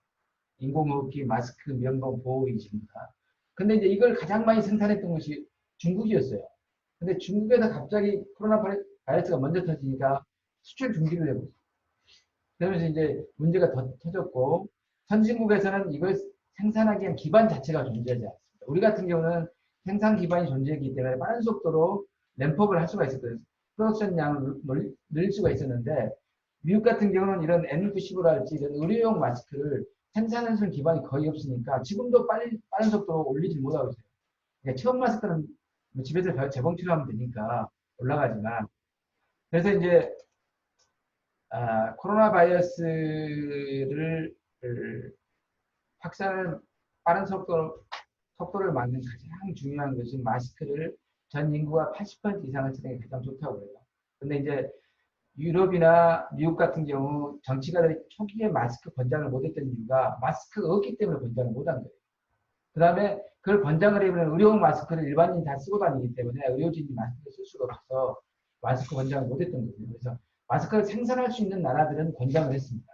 그래서 한국, 중국, 한국, 대만, 아시아 같은 경우는 마스크를 빨리 쓴 거죠. 그게 저는 이데올로기나 어떤 문화라고 보지는 않습니다. 정치가들이 위험하다고 강력하게 권장을 했으면 아마 다 썼을 거라고 봅니다. 그래서 기초의료품이 외국에 의존하고 있거나 공적의료 체계가 붕괴된 나라들은 방역에 다 실패를 했습니다. 그 다음에 기초 생산 능력을 보존한 중국, 남한, 대만 등은 이제 방역에 성공을 했고, 그 다음에 공적 의료 체계가 아직도 잘 작동하고 있는 독일과 캐나다는 성공적으로 방역을 하고 있죠. 그래서 이게 결국은 세계화와 그 세계화 여파가 코로나를 빠른 속도로 확산시키고 방역에 실패하게 한 원인이라고 볼 수가 있습니다. 근데 이제 세계화가 방역에 도움을 준 부분이 있습니다. 하나는 전염 및 격리 추적에는 ICT나 소프트웨어 데이터가 많이 도움을 줬고요. 치료와 백신 개발에는 생명과학, 지금까지 발전한 생명과학 산업이 도움을 주고 있고, 재미있는 게 이제 격리 생활, 뭐 2달 정도 지금 격리 생활을 한 곳이 많은데, 이 폭동이 안 일어나는 이유가 넷플릭스 때문이라는 거예요. 그다음에 그래서 이제 넷플릭스, IPTV, 그다음에 이제 온라인 퍼포먼스도 요즘 이제 하려고 하고 있죠. 이런 것들이 방역에 도움을 준 부분이라 할 수가 있죠. 그러면 코로나 바이러스 전염병의 확산도 이게 기후변화를 일으키는 이 세계화가 영향을 미쳤고 기후변화도 이제 세계화에 영향을 미치는데 그린리들은 어떻게 하려고 하냐면 세계하고는 별개의 생각입니다. 세계화를 반대하기 위해서 그린리들을 한 거 아니고요. 그린리들은 어떤 에너지 자원 식품을 에너지는 온실가스를 배출하지 않는 이 에너지를 생산하게 되고 산업은 자원이 고갈되지 않은 산업 그런 산업을 일으킨 거고 식품은 지속 가능한 식품들을 만들겠다는 얘기고요. 그래서 온실가스 배출은 전력과 수송 부분이 가장 많은 부분을 차지하고 있고요. 그 다음에 산업, 그 다음에 농업입니다. 우리나라 농업이 적지만 전 세계적으로 보면 농업이 한 25% 정도 많이 차지하고 있습니다. 그래서 크게 에너지, 산업, 식품 이 세 가지가 온실가스를 많이 배출하는데 에너지는 저희가 수송을 포함시켰습니다. 에너지, 산업, 식품별로 감축하기 어렵습니다. 에너지가 제일 쉽고요. 산업은 좀 더 어렵고 식품은 좀 굉장히 좀 어렵습니다. 우리가 고기를 안 먹어야 되기 때문에 상당히 어렵습니다. 그래서 에너지는 기술도 전부 다 나와 있고 그다음에 기술도 기존 화석에너지보다 비싼 것도 아니고 그래서 이것은 정책의 변화, 생각의 변화에 의해서 바뀌어야 되고 그런 일들이 되면 가장 빨리 변해야 됩니다. 그래서 화석연료나 우리한님 등 비재생 에너지에서 태양, 바람, 물등 전생에너지를 바뀌어야 되고요. 그다음에 산업은 선형 경제에서 순환 경제로 바뀌어야 됩니다. 그래서 자원을 계속적으로 돌려 쓰는 그런 경제로 바뀌어야 돼서 채굴 자원의 소모를 최소화하고 그 다음에 재사용하고 재활용하고 그 다음에 그 자원도 지속 가능 소재, 가령 돌과 나무 이런 것들은 다 지속 가능 소재잖아요. 뭐 흙도 그렇고 그런 소재로 써야 된다는 얘기죠. 그 다음에 산업에 쓰는 에너지도 뭐 이런 재생에너지나 아니면 화석연료를 쓰지 않고 다 전기화하는 겁니다. 산업에 쓰는 에너지를 전부 재생에너지로 전기를 만든 다음에 열로 만들어 쓰겠다는 얘기죠. 그렇게 하게 되면 이제 온실가스가 없어지고 환경 파괴도 굉장히 많이 줄겠죠. 농업이 제일 문제인데요. 관행농업은 화학비료와 농약을 대규모로 살포하고 땅을 헤집어서 탄소가 전부 다 쓸려 나가는 거죠. 숲을 파괴하고 그다음에 원거리 이제 브라질에서 만든 콩을 중국까지 이렇게 원거리 운송해서 하는데 그것들을 유기농을 하고 식단을 개선해서 고기를 덜 먹는 식단으로 만들고 그다음에 근거리에서 농업을 해서 이동 과정에 이 CO2 배출을 줄이고 그다음에 그래도 고기를 먹겠다는 사람에 의해서는 대체육을 이제 생명과학 산업을 발전해서 대체육을 개발해요. 그러면 우리나라 얘기를 들어가겠습니다. 우리나라 재생에너지는 좀 부끄러운 수준이죠. 우리나라가 아까도 얘기했지만 CO2 발생을 전 세계 10위권 안으로 굉장히 많이 발생시키고 1인당 발생량이 높은 데 비해서 OECD 국가 중에서 재생에너지 비율이 가장 낮습니다. 근데 최근에 연구에 의하면 세계 어느 나라도 자국에서 쓸 수 있는 재생에너지를 자급할 수 없는 나라는 없어요. 그게 최근에 증명된 거고요. 우리나라는 제이콥슨이라는 미국 분이 작년에 이미 다 증명했습니다. 다 할 수 있다. 그래서 우리는 아시다시피 태양 이도가 낮아서 태양광 품질이 독일보다 좋거든요. 또 삼면이 바다기 때문에 풍력이 아주 풍부하고 못할 이유가 전혀 없는데 안 하고 있다는 얘기죠. 그래서 빨리 가장 시급하게 재생에너지로 가야 될 것 같습니다. 그 다음에 이제 이게 지금까지는 선형경제입니다. 원료를 채굴해서 상품을 만들어서 팔아서 버리는. 이제 이게 대표적인 세계화의 경제 구조죠. 근데 앞으로는 오른쪽처럼 순환 경제로 바뀌어야 됩니다. 그래서 사용자가 쓰다가 고장 나면 수리해 쓰고 다 쓰고 나서 큰 문제가 없으면 재정비해서 뭐 도네이션 한다 할지 아니면 뭐 재판다 할지 그 다음에 이제 그래도 못 쓰게 되면 부품을 쓰게 해서 그 부품을 바로 쓰고 그러니까 부품 만드는 때부터 재사용을 생각하고 설계를 해야 된다는 거예요. 가령 뭐 핸드폰에 케이스 같은 건 다시 쓴다든가 그렇게 하는 거고요. 그 다음에 그것마저도 안 되면 여기 있는 물질들을 물리적이나 화학적 변형을 거쳐서 재활용을 해요. 그 다음에 재료도 채굴 원료를 쓰는 게 아니라 가능한 지속 가능 재료, 가령 생물 기반 플라스틱이라든지 이런 지독한 재료를 써야 됩니다. 이걸 순환경제라고 얘기하는데, 잠깐만요. 그러면 왜 이런 얘기를 하냐면, 저 원료 채굴에서 인류가 쓰는 현재 쓰는 3대 원료가 있습니다. 시멘트하고 플라스틱과 철강이 있습니다. 이 3대 원료입니다.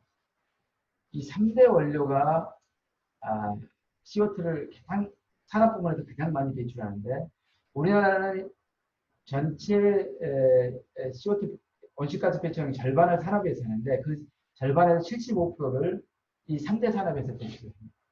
그러면 우리가 철강만 딴 원료로 바꾼다든가 아니면 재활용을 하게 되면 CO2 배출량을 엄청나게 많이 감축할 수 있거든요.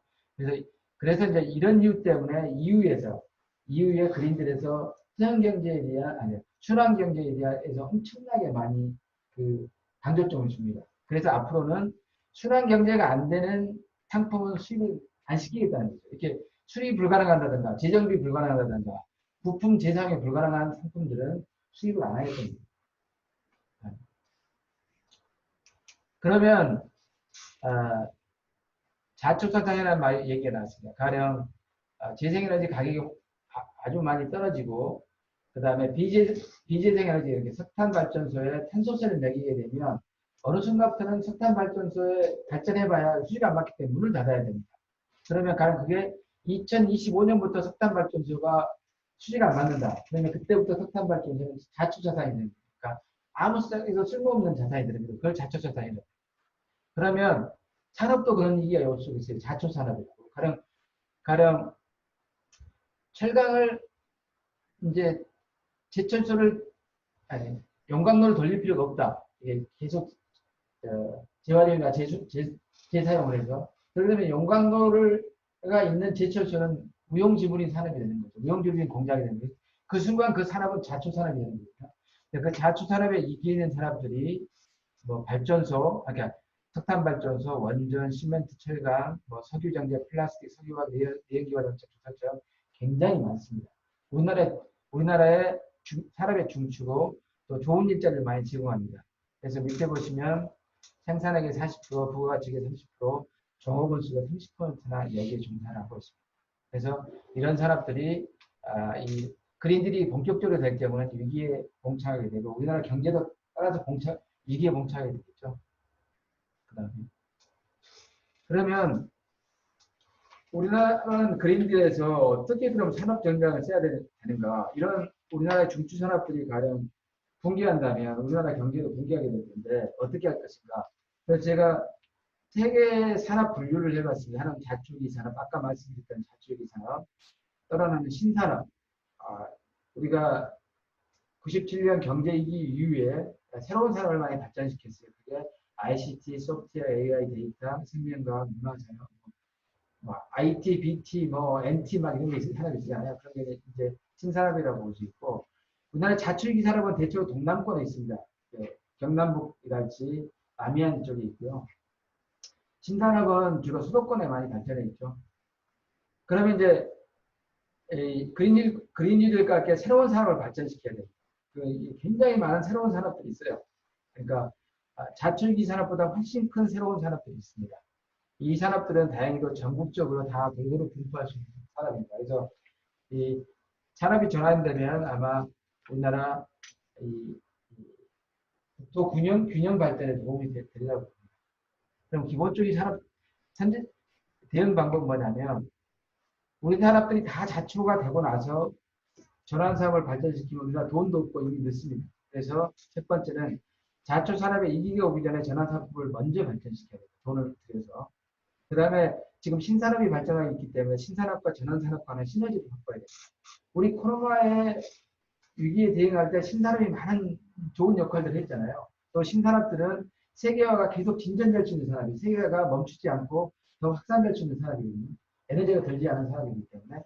그래서 신산업은 가령 분산 스마트 그리드, 재생을 하게 되면 반드시 분산 스마트 그리드 해야 되고 스마트 모빌리티를 해야 되는데 이때 ICT하고 데이터에 굉장히 많은 도움을 줍니다.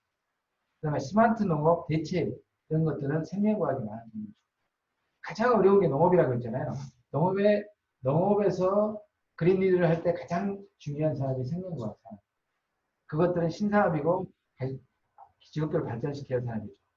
근데 이제 우리는 수출로 먹고 사는 무역 중심 국가이기 때문에 현재까지는 경쟁력이 굉장히 중요해요. 산업 경쟁력이 중요하고 지금은 그래서 에너지 가격을 인위적으로 낮게 유지를 해왔던 거거든요. 그러면 지금 이대로 그냥 이 경제 논리로 그대로 그냥 에너지 가격을 높게 집중할 경우는 우리나라 경제에 단기적으로 위기가 올 수 있기 때문에 다행히 우리나라가 다른 나라에 비해서 재정 형편이 굉장히 좋은 나라입니다. 이 재정 적자율이 적기 때문에 이 재생에너지 발전에 재정을 많이 투여하고 그다음에 전환산업의 과학기술에 굉장한 돈을 많이 투여를 하는 게 그 전략이라고 볼 수 있습니다. 두 가지 전략, 선제적 대응, 경쟁력 이 두 가지 해야 될 것 같습니다. 그다음에 근데 우리나라가 그 성공의 자원이 없냐 그렇지 않습니다. 전환산업은 고급 좋은 일자리를 마련하고 지식노동자들한테 일자리를 마련합니다. 그냥 과학기술을 발전시켜야 됩니다. 그런데 우리나라는 다행히 OECD 국가에서 대학 졸업률이 가장 높은 나라입니다. 지금 대학 졸업률이 높기 때문에 일자리가 없잖아요. 그래서 이 전환 산업을 발전시키면서 이런 지식노동자들한테 좋은 일자리를 제공할 수 있는 기회가 됩니다. 그 다음에 또 한 가지는 우리나라 R&D 비용이 잘 써지는지는 잘 모르겠지만 R&D 지출 비율은 GDP 대비 전 세계 2위입니다. 그래서 이 돈을 효과적으로 전환사업에 지출하자. 이게 이제 우리나라 두 번째 성공의 자원이고, 세 번째는 우리나라 수출 중심 국가인데 그 수출을 하기 위한 원료와 그 다음에 에너지를 다 수입합니다. 그게 연간 한 1,000억 달러 정도 되거든요. 그러면 우리가 이걸 수입하지 않게 되면 1,000억 달러가 외국으로 빠져나가지 않잖아요. 이 돈이 1,000억 달러면 120조 정도 되는 돈이거든요. 그럼 이 돈을 미래의 돈이 그 돈이 들어온다고 보고 선투자를 하자는 얘기죠. 재정으로. 아까 얘기했던 그 재정 투자를 이 논리로 투자를 하게 되면 그 산업 전환에 필요한 자금들을 마련할 수 있을 거라고 생각합니다. 그래서 이제 마지막으로 이제 그린딜이 되게 되면 경제 구조가 변화하는데 이제 기본적인 상품, 에너지, 자원, 상품, 식품이 재지역화가 된다. 리로컬라이제이션이 된다는 거죠. 한덕으로 움직이는 게 아니라 지역별로 이렇게 따로따로 움직여요. 저게 가령 한 국가일 수도 있고 한 지역일 수도 있고 지역연합, 국가연합, EU일 수도 있고 가령 미국 같은 경우는 캘리포니아 하나일 수도 있고 우리는 한국과 뭐 일본과 사이가 좋아진다면 한국과 일본이 이렇게 묶일 수도 있고 에너지 같은 것은 국제 그리드로 이렇게 묶일 수가 있잖아요. 한국, 중국, 일본 이렇게 그리드로 몰려서 이렇게 재지역화가 된다는 거죠. 저 재지역화는 결코 한 국가에 머물지 않는다는 거죠. 그래서 그렇게 되면 생산과 소비와 분해가 다각화되고 안전도가 굉장히 높아지죠.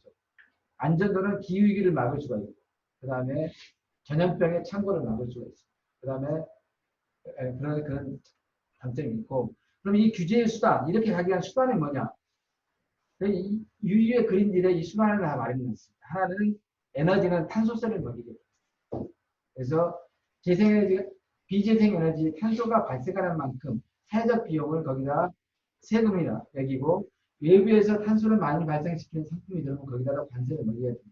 그러면 EU가 만약에 이 그린딜이 성공하게 되면 중국이나 우리나라가 수출하기가 굉장히 힘들어집니다. 그래서 우리가 빨리 이 에너지론을 해야 하는 이유도 거기에 있는 거죠. 그 다음에 자원이나 상품에 이 비순환 상품일 때 아니면 비순환 자원일 때는 수입 규제를 하게 됩니다. 수입 규제 하겠다고 다 명시적으로 나와 있습니다. 그러면 아예 수입이 불가능해집니다. 어떤 요건을 만족하지 못합니다. 가령 뭐 부품의 재사용률이 50%가 안 되면 수입이 안 된답니다. 이건 수입이 금지되는 거예요. 그렇게 할 거고 식품도 비지속 가능 식품, 가령 뭐 화학 비료를 일정 이상 썼다든가 이렇게 되면 수입을 못하게 하는 그런 규제 수단을 쓰겠다는 거예요.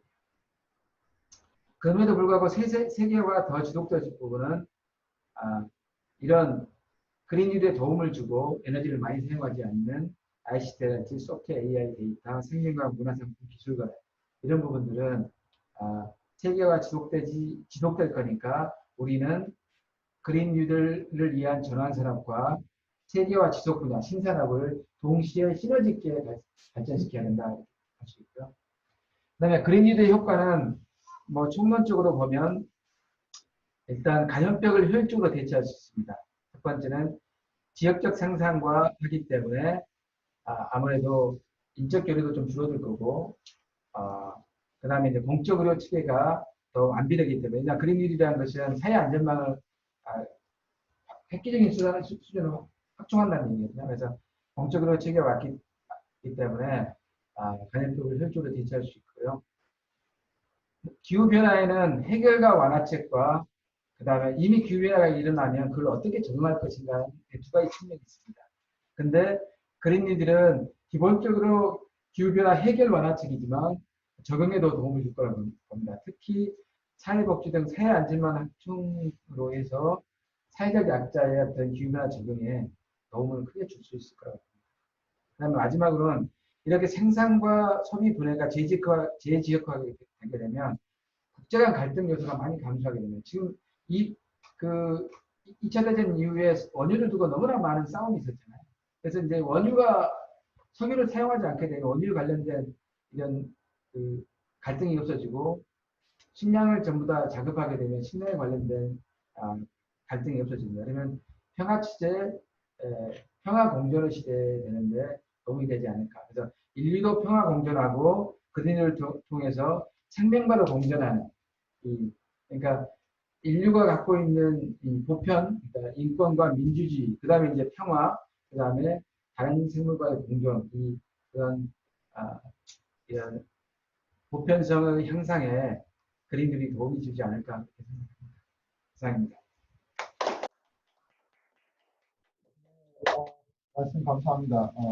16분 정도 지체됐는데요. 한 4, 5분 잠시 쉬시고 5분 정도 후에 임재민 위원의 사회로 토론을 하도록 하겠습니다. 감사합니다. 토론 네, 그리고 간단하게 저희가 사실은 사회 토론 이렇게 하지 않고 대화자라고 한 이유는 뭔가 엄청난 지식을 전달하거나 그린뉴딜에 대한 내용을 말하는 것도 좀 중요하지만 우리가 그린뉴딜에 대한 실체는 과연 무엇일까, 그리고 우리가 느끼고 있는 것이 무엇이고, 이런 것들을 가볍게 좀 대화를 하면서 함께 내용을 만들어보자라는 차원에서 저희가 이제 토론이라고 하기보다는 대화라고 했습니다. 여기 같이 대화할 수 있는 청년들이 이제 3명 와 있는데요. 청년들의 의견도 좀 들어보고, 또 여기 참여하신 이제 많은 분들이 지금 한 35명 정도 참여하고 계신데, 여러분들도 같이 그린뉴딜, 그리고 우리가 어떤 방향으로 가야 될지, 어떤 행동을 해야 될지 함께 이야기를 했으면 좋겠습니다. 먼저 좀 소개부터 좀 하도록 하겠습니다. 저희는 동재입니다. 안녕하세요. 기후변화 청년모임 비게이브에서 활동하고 있는 오동재라고 합니다. 반갑습니다.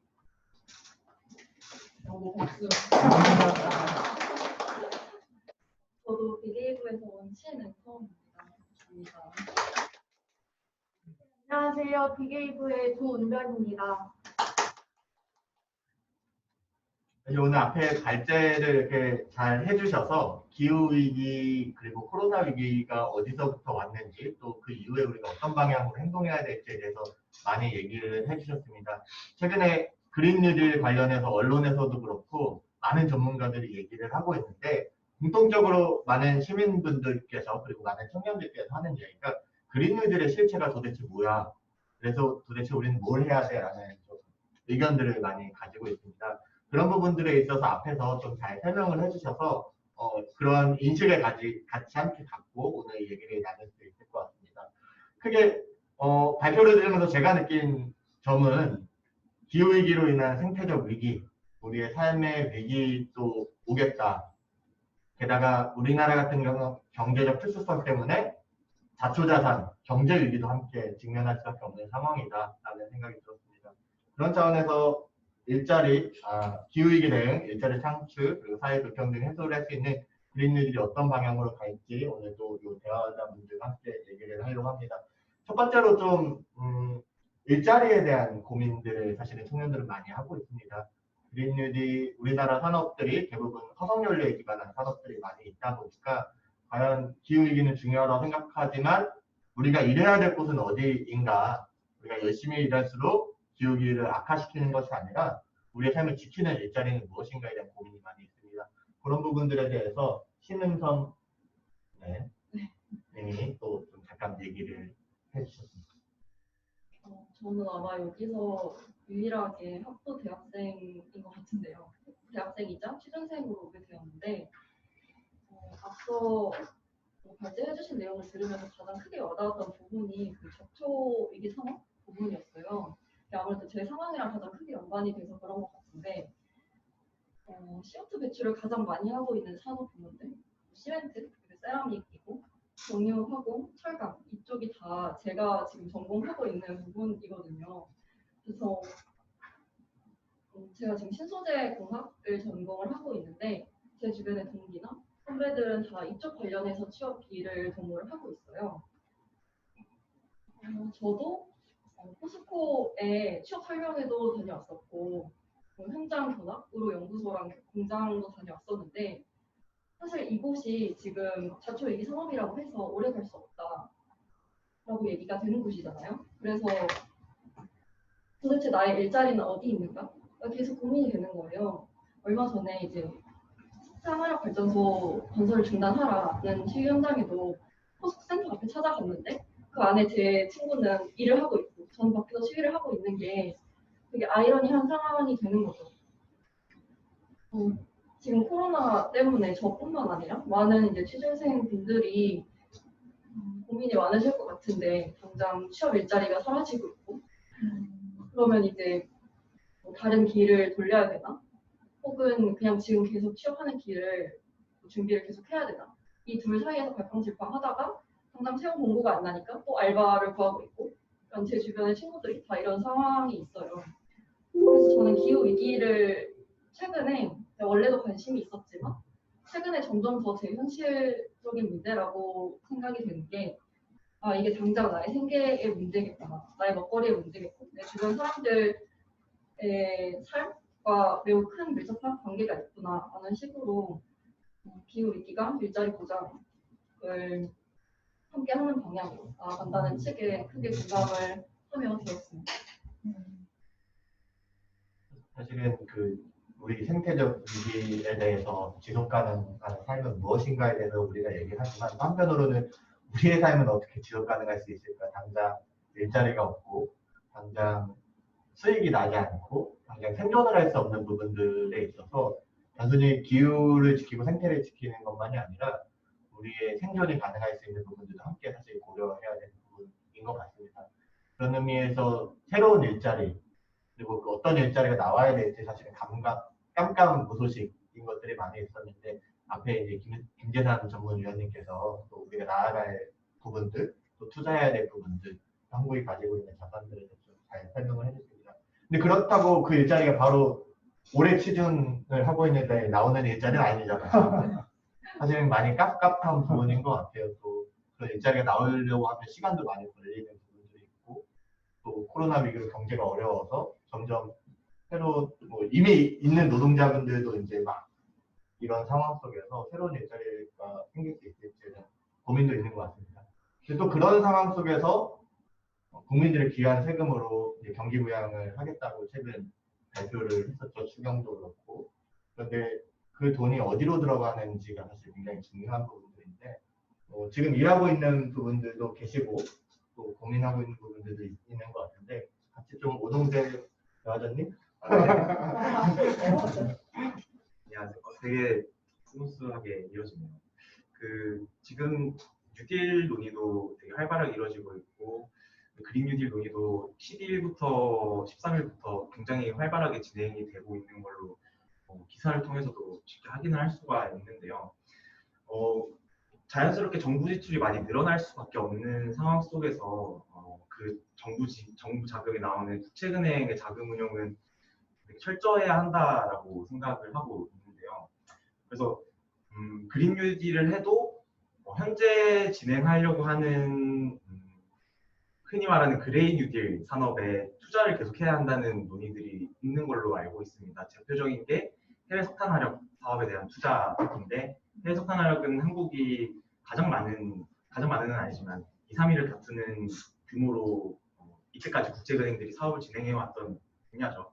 지금 제일 안건에 올라와 있는 분야가 자바 90호기인데요. 인도네시아에 있는 자바 90호기고 여기에는 한국전력이 사업자로 들어가 있고 지금 현재 유동성 위기로 이미 2.4조의 공적 자금을 받은 두산중공업이 들어가 있는 사업입니다. 지금 EPC 사업자로 두산중공업이 들어가 있는데요. 만약에 지금 그린 뉴딜을 한다고 하면서 그리고 코로나 바이러스로 인한 경제 부양을 한다고 하면서 지금 시점에 석탄 산업이 동남아시아에 들어가는 거는 남들이 다 버린 폭탄을 떠안아 버리는 결과를 초래할 수 있지 않을까라는 우려를 지금 제가 일하고 있는 곳에서 굉장히 많은 작업들을 하고 있습니다. 자바 90폭의 사업은 경제성이 있는 사업이 아니거든요. 죄송 빨리 할게요. 작년 11월에 KPI의 예비타당성 조사에서 경제성이 없다고 판명된 사업을 당장의 경기 부양 혹은 당장의 이익을 위해서 진행을 하다가는 기후위기 변화 대응도 제대로 못하고 그린 뉴딜의 의미도 퇴색되지 않을까. 또 마침 정부 야당인 민주당에서 이번에 공약으로 그린 뉴딜 패키지 공약으로 해외 석탄 사업 중단을 공약을 했었죠. 그래서 그런 부분들을 좀 유심히 살펴봐야 되지 않을까 생각하고 있습니다. 길어서 죄송해요. 죄송합니다. 그게 아니라 사실은 여러분들 이제 개인적인 이야기를 좀 더 많이 해줬으면 좋겠다는 생각이 있어서 그런 부분들 얘기해달라는 차원이었고, 근데 여기 지금 많은 분들이 들어와 있는데 사실은 이제 일반 토론회 같은 경우는 순서대로 다 얘기를 하고 아마 다음은 내 차례일 거야 라고 생각하실 수도 있는데 지금 다 모두가 빨간색으로 지금 음소거가 되어 있어요. 들어와 계신지 안 계신지 저희는 사실은 잘 모릅니다. 듣고 있는지 반응이 어떤지 지금 댓글도 하나도 없기 때문에 잘 모르는데 뭐 내용이 길어지다 보니까 사실은 좀 지루한 부분들도 있을 수도 있고 또 하고 싶은 말이 있는데 또 잃어버릴 수도 있다라는 생각이 들어서 잠깐 먼저 좀 플로어에 다른 분들께 좀 얘기하고 싶은 질문이 있으면 좀 넘겼다가 그 다음 또 얘기를 하면 좋지 않을까 생각합니다. 혹시 이제 발제나 이런 거 들었을 때 혹은 얘기하고 싶은 분이 계시면 손 드는 버튼이 있나요? 아니면 좀 댓글로 남겨주시면 저희가 그분이 발언을 할 수 있도록 음소거를 풀어드리겠습니다. 예, 대화방에 그냥 이 화면에서 Alt 키 더하기 H를 누르시면 대화창이 뜨실 겁니다. Alt 플러스 H. 그래서 네, 한국농촌경제연구원 이명하 선생님 발언 요청해 주셨는데요. 네, 좀 틀어주시고 가급적이면 좀 화면도 같이 좀 보여주실 수 있어요? 영화님에서 음소거 해제를 그리고 또 화면도 같이 얼굴을 볼 수 있으면 좋을 것 같습니다. 안녕하세요. 안녕하세요. 네, 들리세요? 네. 네, 예, 한국농촌경제연구원에 있는 임영아라고 합니다. 네, 오늘 우선 발제 엄청 잘 들었고요. 저도 이제 그린 뉴딜이라든지 기후변화 쪽에 이제 연구도 하고 관심도 있는데 좀 비농업 분야에서 이야기를 좀 들어보고 싶어서 오늘 참석을 했습니다. 그래서 저는 우선 농업경제, 농경제 쪽이 전공이라서 조금 그냥 농업 쪽 이야기를 하고 싶었어요. 왜냐면 제가 많은 NGO 단체나 시민단체분들 아니면 환경연합이나 이런 쪽 만나봐도 농업 쪽은 좀 되게 잘 모르세요. 저도 사실 이제 제 전공하면서 공부한 것도 많은데 아까 말씀해주신 것처럼 발제자분께서 말씀해주신 것처럼 이제 온실가스 감축이라는 측면에서 농업이 굉장히 어려워요. 보면은 예를 들어서 기업 같은 경우에는 어떤 규정이나 규제를 만들기가 조금 더 표준화하기가 쉬운데 예를 들어서 농가를 생각하면은 지금 농촌 가면은 한 70대 정도 되시는 분들이 청년이라고 불리거든요. 고령화가 굉장히 심각하고 그래서 기후변화가 뭔가 영향을 주는 것 같긴 한데 내가 대체 무엇을 할 수 있지에 대해서 굉장히 의문을 많이 갖고 계세요. 근데 문제는 이분들이 변하기는 굉장히 어렵다는 거죠. 그래서 예를 들어서 저희가 뭐 여러 가지 작물이 있잖아요. 먹는 것도 채소만 해도 엄청 많은 품목들이 있는데 농가는 이 작목별에 따라서 특성이 다 다른데 그것에 대해서 감축 기술을 표준화하기가 굉장히 어려운 상태다. 그리고 뭐 전 세계적으로는 농업에서 나오는 온실가스 양이 굉장히 많다고는 하지만은 사실 국내에서는 3%밖에 되지 않습니다. 그래서 이제 농업이나 축산업계가 친환경적으로 바뀌어야 된다는 건 많은 사람들이 공감하긴 하는데 저는 이렇게 농업계에서 이런 노력을 해야 할 때 궁금한 게 사회적 비용도 생각을 해야 되거든요. 새로운 감축 기술 개발이라든지 아니면은 아까 말씀하셨던 어떤 그린 뉴딜에 따라서 재지역화가 일어났을 때 그럼 그 지역 내에서 농업 농산물이나 축산물이 얼마나 자급자족한지 이런 것에 대한 검토가 굉장히 많이 필요한데 사실 그런 부분이 많이 부족하고 비농업계에서도 그런 요구는 아직 많지는 않았다라는 말씀을 드리고 싶어요. 그리고 두 번째는 사실 저희가 이렇게 얘기를 하다 보면 산업계에 계신 분들은 이제 규제를 한다고 생각을 많이들 하시거든요, 사실. 그러니까 그게 뭐 자초 위기 산업일 수도 있고 아니면 특히 축산 농가 가보면은 굉장히 본인들이 규제를 당하고 있다고 생각을 하세요. 왜냐면은 현재 우리나라 1인당 육류 소비량은 증가 추세이기 때문이죠. 그래서 이분들 생각은 국민이 요구하면 우리가 가축 사육 두수도 더 늘려야 된다는 것인데 특히 대체육 같은 경우에는 우리나라에서 지금 연구개발 기술이 굉장히 전 세계적으로 사실 그렇게 진보적이라고 볼 수가 없습니다. 후발주자고요. 그래서 이런 분들이 생각이 있는데 저는 항상 의문이 드는 게 이분들 말씀 거예요. 소비가 변하면 본인들에게 어떤 규제나 이런 게 없더라도 같이 변화할 수 있다는 거예요. 왜냐하면은 생산업자들은 돈이 되면은 오히려 정부가 원하는 것보다 정책적으로 들어가는 것보다 더 빨리 변하세요. 아무리 고령화돼 있다 하더라도. 왜냐면 옆집에서 돈을 잘 벌면은 그걸 따라하게 돼 있거든요. 그런데 보면은 예를 들어서 친환경 인증 농산물 같은 경우에도 저희가 몇 년간 계속 설문조사를 해보면은 친환경 인증 농산물을 사지 않는 이유 중에 가장 큰 이유는 비싸기 때문이에요. 그러면은 우리나라 농업 구조는 말씀드렸죠. 온실가스가 많이 안 나온다는 거는 그만큼 생산 규모가 작다는 겁니다. 작다는 거고 고령화돼 있고 굉장히 소규모 농가입니다. 평균 경작 농지가 1.5헥타르도 안 되는데 사실 보면은 뭐 미국 같으면은 제가 정확히 기억 안 나지만 뭐 440에이커 정도 되거든요. 그러면은 이게 가격 경쟁력에서 이길 수가 없는 구조입니다.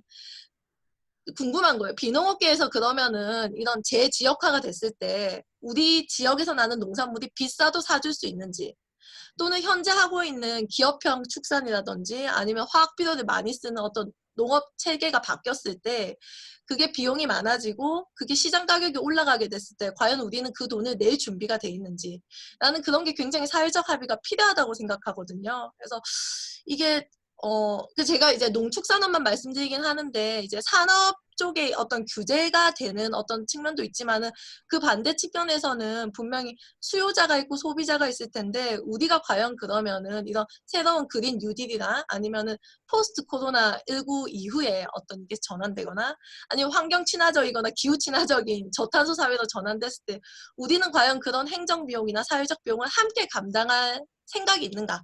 공유가 되고 있는가? 국민들의 인식이 과연 그만큼 따라갔는가가 항상 저는 궁금해요. 그래서 이런 부분에 대해서 좀 같이 고민하고 이야기할 수 있으면 좋지 않을까 생각했습니다. 네, 너무 길게 말씀드려서 죄송해요. 이상입니다. 사실 기후위기 대응은 특정 누군가만 하는 것이 아니라 우리도 같이 비용을 분담을 해야 되고 또 사실은 왜 안 바뀌냐라는 것이 아니라 우리가 소비로서 사실은 명확한 시그널을 줄 수 있음에도 불구하고 우리가 주지 못하는 부분들도 함께 있는 걸 얘기해 주신 것 같습니다. 이제 농업이 가장 온실가스 줄이기 어려운 부분들이 있는데 그런 부분들도 어떻게 줄일 수 있을지 같이 좀 얘기를 해보면 좋을 것 같습니다. 확실히 여기 있는 사람들만 얘기하다가 이렇게 얘기를 들어보니까 훨씬 더 다이내믹이 좀 있는 것 같아서 조금 더 들어보고 좀 얘기를 하려고 하는데 혹시 지금 발언해 주실 수 있는 분이 계실까요? 제 발표가 가만히보다 시학 때보다 정확하게 맞습니다.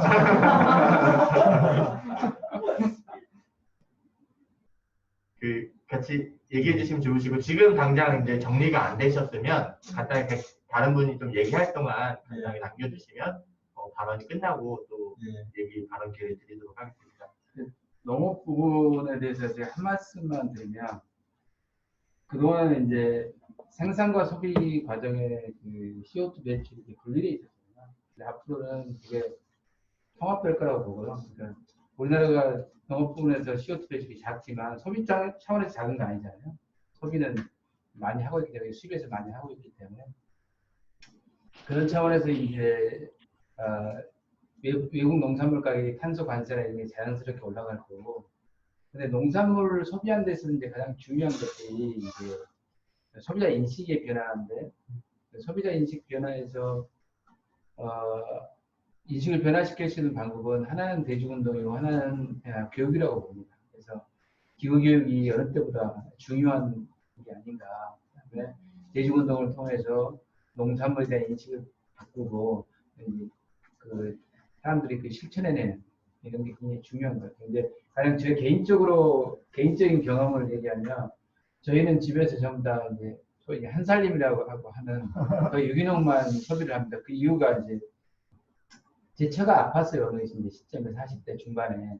그래서 이제 그러면 앞으로는 일체 그 외식은 하지 말고 유기농만 먹자. 그렇게 실천을 하고 있는데 실제로 농산 그 식품에 들어간 가격은 비슷합니다. 왜냐하면 외식비가 워낙 비싸잖아요. 그래서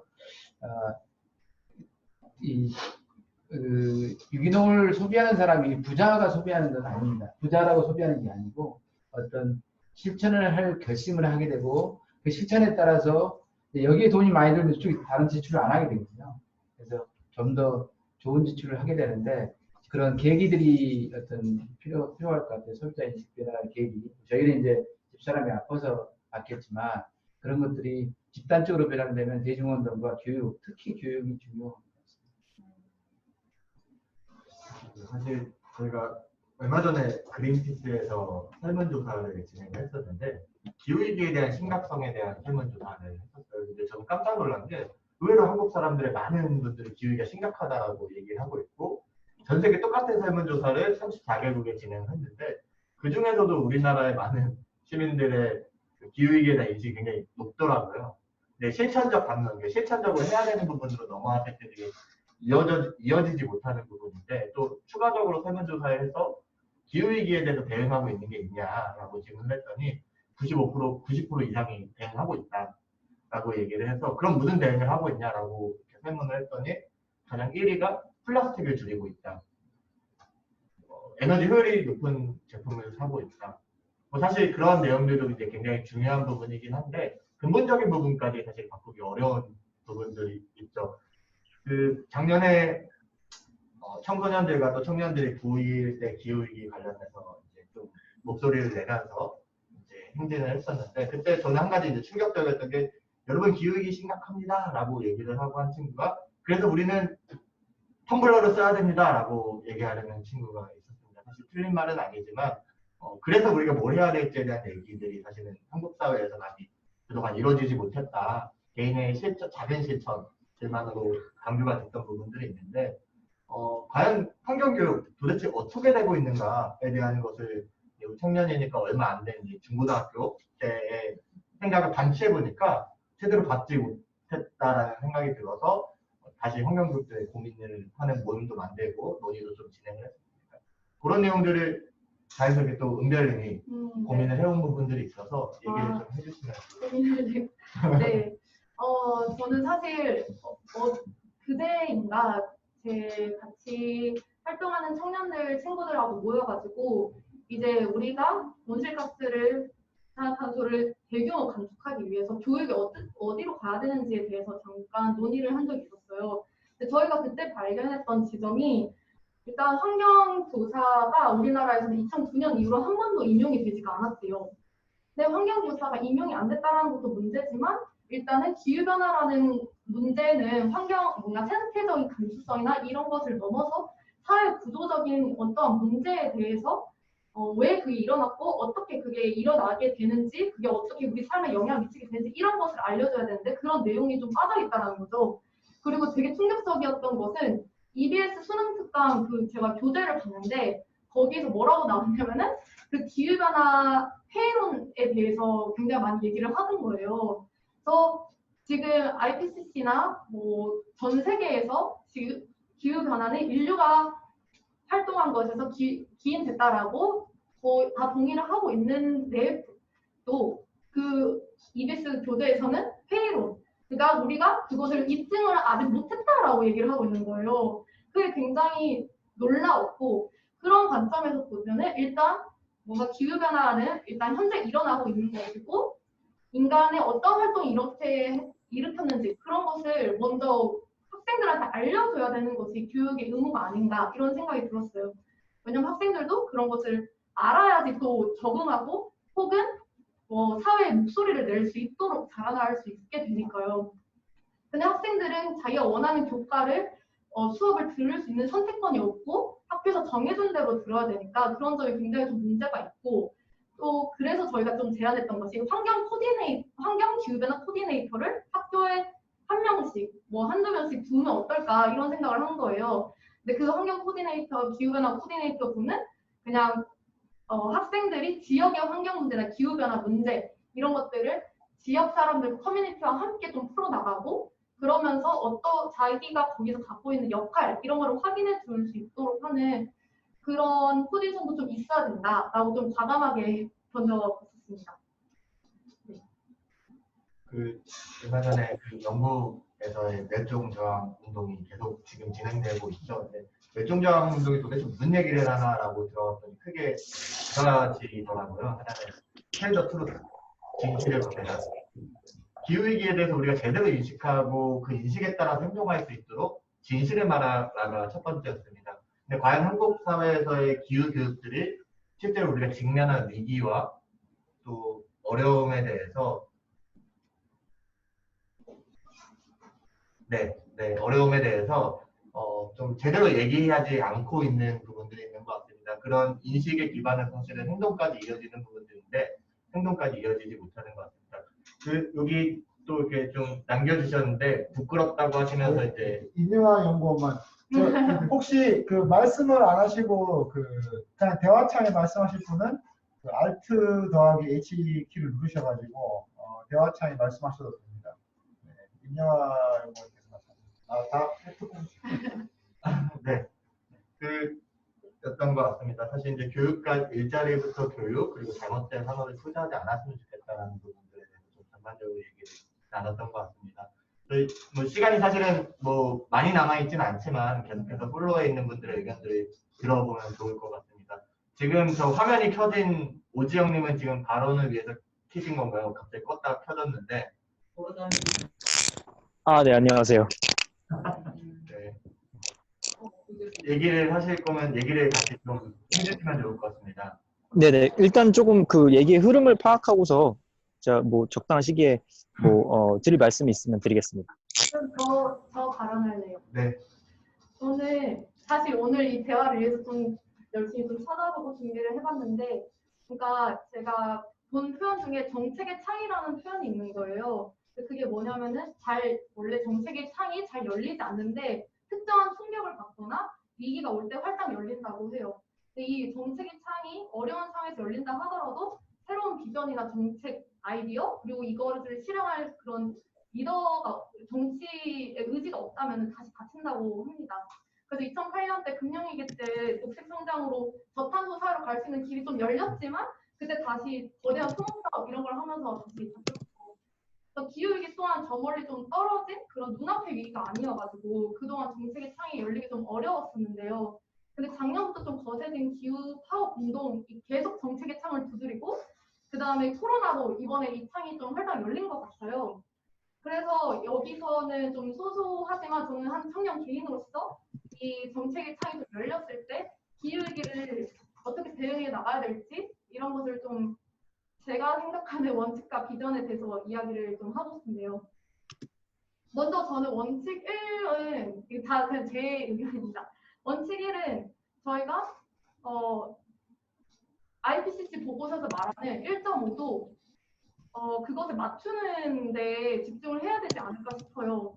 아까 그 기후변화 대응의 필요성과 그 위험성은 그러니까 기후변화의 위험성은 앞서 발제자 선생님들께서 잘 말해주셨는데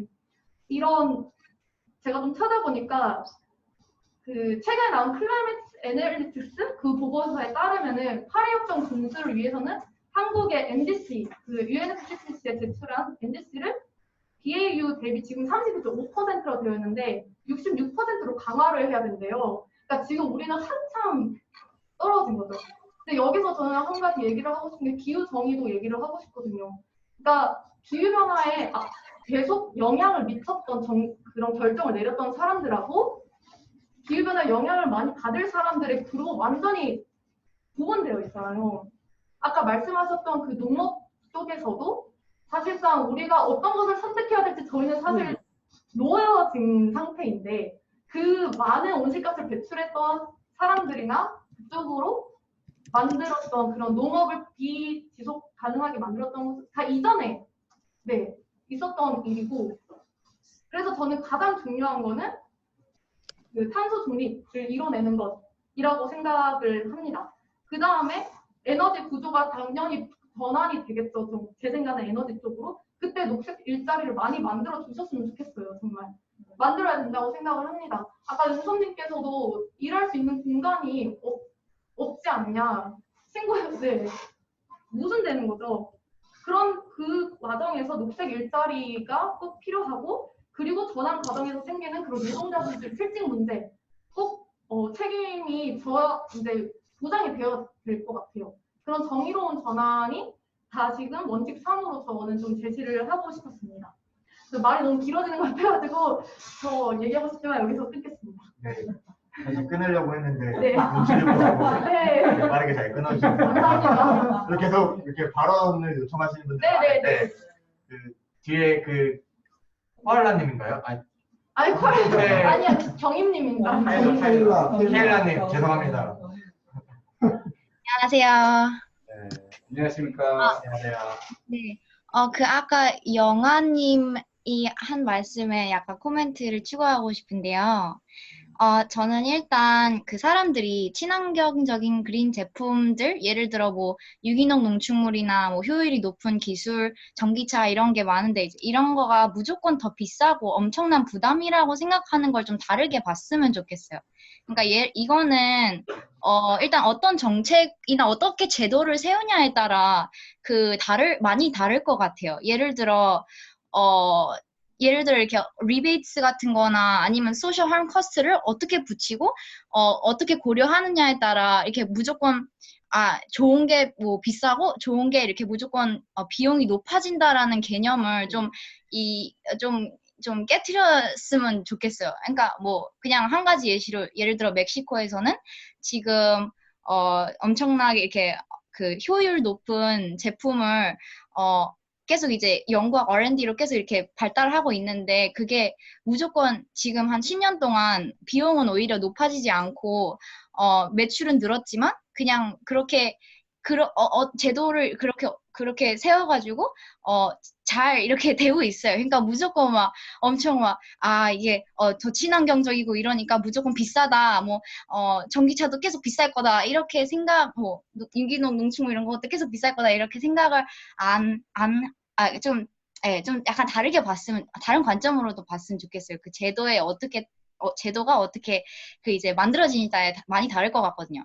그리고 한 가지 궁금한 게 있는데요. 그럼 이게 그린 뉴딜이라는 게 그러니까 우리나라 뭐 다 같이 이렇게 어떤 같은 약간 다 같이 하지 않으면 좀 되게 많이 임팩트가 되게 클 것 같아요. 왜냐하면 예를 들어 우리는 엄청나게 이렇게 좋은 기술로 이렇게 좋은 발전을 하는데 옆에 예를 들어 중국은 엄청 싸게 계속 저효율적인 그런 제품을 다른 나라로 이렇게 수출하면 약간 우리나라에서도 엄청 크게 이게 해가 되지 않을까. 그래서 특히 개발도상국에서도 계속 이게 그러니까 뭔가 뭔가 기준이 다 같이 있지 않으면 그 수출하고 그게 엄청나게 이렇게 fluctuate 되지 않을까. 그게 좀 많이 됩니다.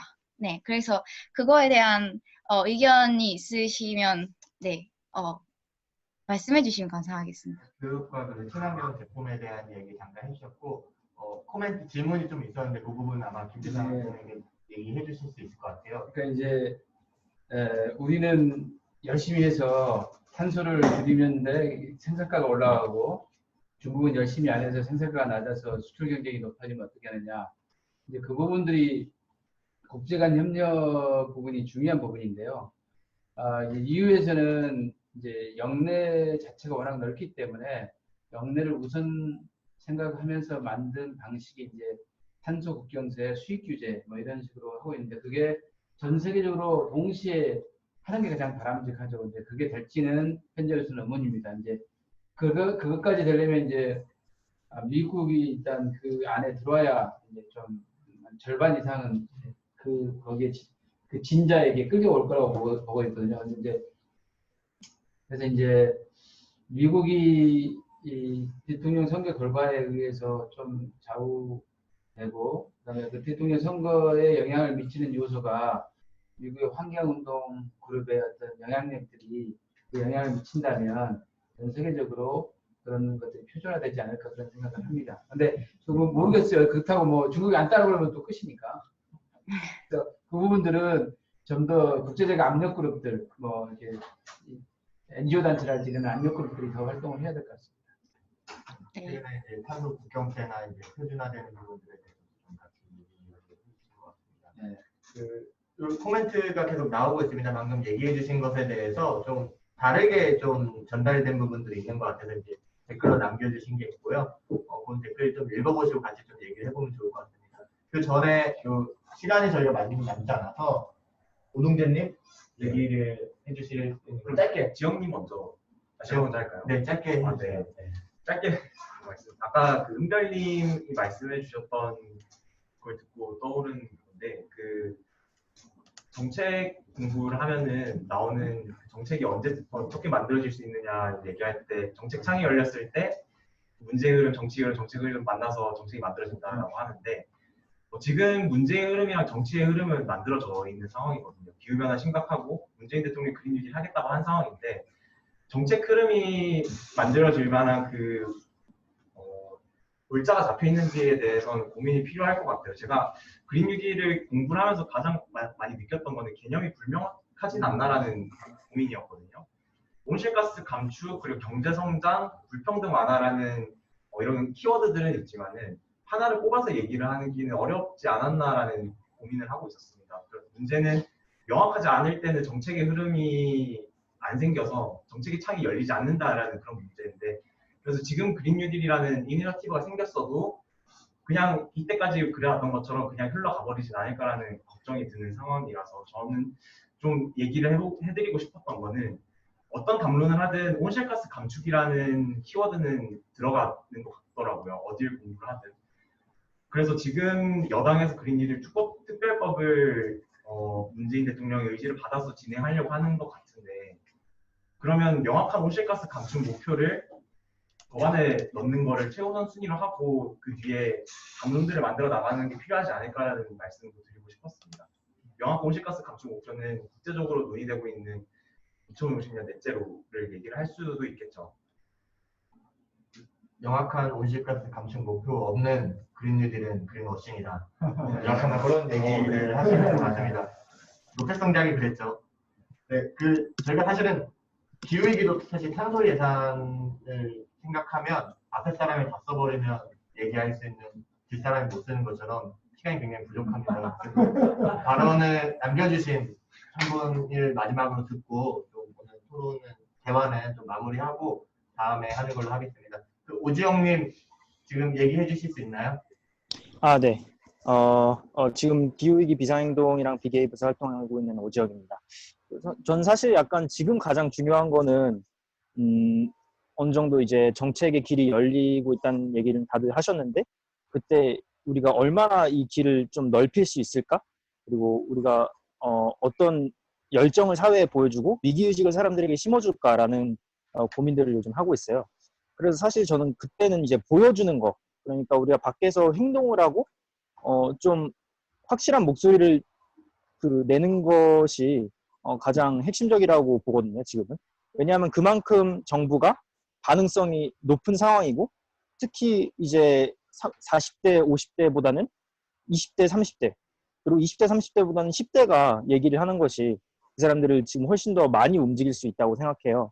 그래서 저희가 지금 좀 여러 단체들이 있고, 뭐 여러 행동그룹들이 있지만, 그것들이 좀 하나로 뭉쳐서 이제 하나의 원칙이나 아니면 뭐 목소리를 모아서 그런 것들을 계속 주장한다면, 이미 이제 의회 안에서나 뭐 행정부 안에서는 각 이제 특정 의원이나 아니면 관료들이 생각하고 있는 플랜이 있을 거예요. 그리고 그거를 이제 추진하고 있을 거고, 법안을 제출하고 있을 건데, 그때 그런 것들에 이제 동력을 실어주고 그 사람들에게 이제 빌미 그런 것들을 통과시킬 만한 이유 같은 것들을 만들어주는 게 지금 저희의 가장 이제 좀 중요한 역할이, 최소한 지금은 그런 역할이 필요하지 않나 싶습니다. 그래서 이번 이제 특히 이제 이때 중요한 거는 기후 위기가 코로나19, 그다음에 경제 위기, 고용의 위기, 그리고 장기적인 불평등과 어떤 연관이 있는지를 얘기를 하는 거라고 생각을 하고, 각자의 영역에서 말하고 있는 사람들이 같이 좀 뭉쳐서 이 위기들이 어떻게 연결되어 있고 그린 뉴딜이라는 것으로 아니면 경기 부양책으로 이런 걸 어떻게 극복할 수 있을지 말하면 좋겠다는 생각이 있습니다.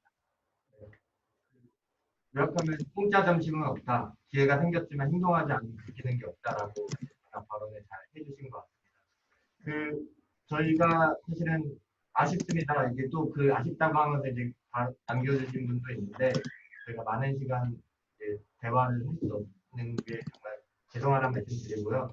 저희가 이 자리가 뭔지 사실 잘 모르는 분도 계실 수 있을 것 같습니다. 이 자리는 이제 시민정책 포럼이라고 있는데요. 간단하게 김남수 박사님 좀 이 자리가 어떤 자리인지 또 다음 행사는 어떤 행사가 있는지 소개를 해주시면 좋을 것 같습니다. 안녕하세요, 김남수입니다. 어디에 있어요? 네, 시민정책 포럼 소개 말씀을 드리려는 아니고 오늘 교육 얘기를 계속 하셨고 또 뭐 그린 뉴딜도 그렇고 또 우리 청년들도 교육에 대한 관심이 많으신데요. 다음 시민정책 포럼을 저희가 교육을 주제로 다루기로 했습니다. 그래서 박 선생님 아직 웹자본 안 나왔는데 한글로 된 드래프트가 있어서 그거 소개 말씀 드리니까 오늘 얘기 많이 못 하셔서 아쉬운 분들께서는 다음에 또 줌으로 네네 그래서 제가 소개 말씀을 드리려 했던 겁니다. 그래서 5월 28일이고요. 제목은 기후 위기 시대 교육의 길을 묻다. 그래서 지역에서 대안교육 하시는 분들이 일자리라든가 뭐 지역의 청년들 사업과 관련된 대안교육에 관심이 있었던 분들이 주로 오셔서 발표를 하시기로 했습니다. 그래서 아래쪽에 발표 1, 2, 3번을 보시면 아마 오셔서 나누실 수 있는 얘기들이 좀 있을 것 같습니다. 그래서 다음 시민정책 포럼도 많이 참여해 주시기를 간곡히 부탁드립니다. 감사합니다. 네, 감사합니다. 감사합니다. 마무리. 네, 사회자. 저 마무리 해주신 줄 알고 이제 안내만 했어요. 안내만.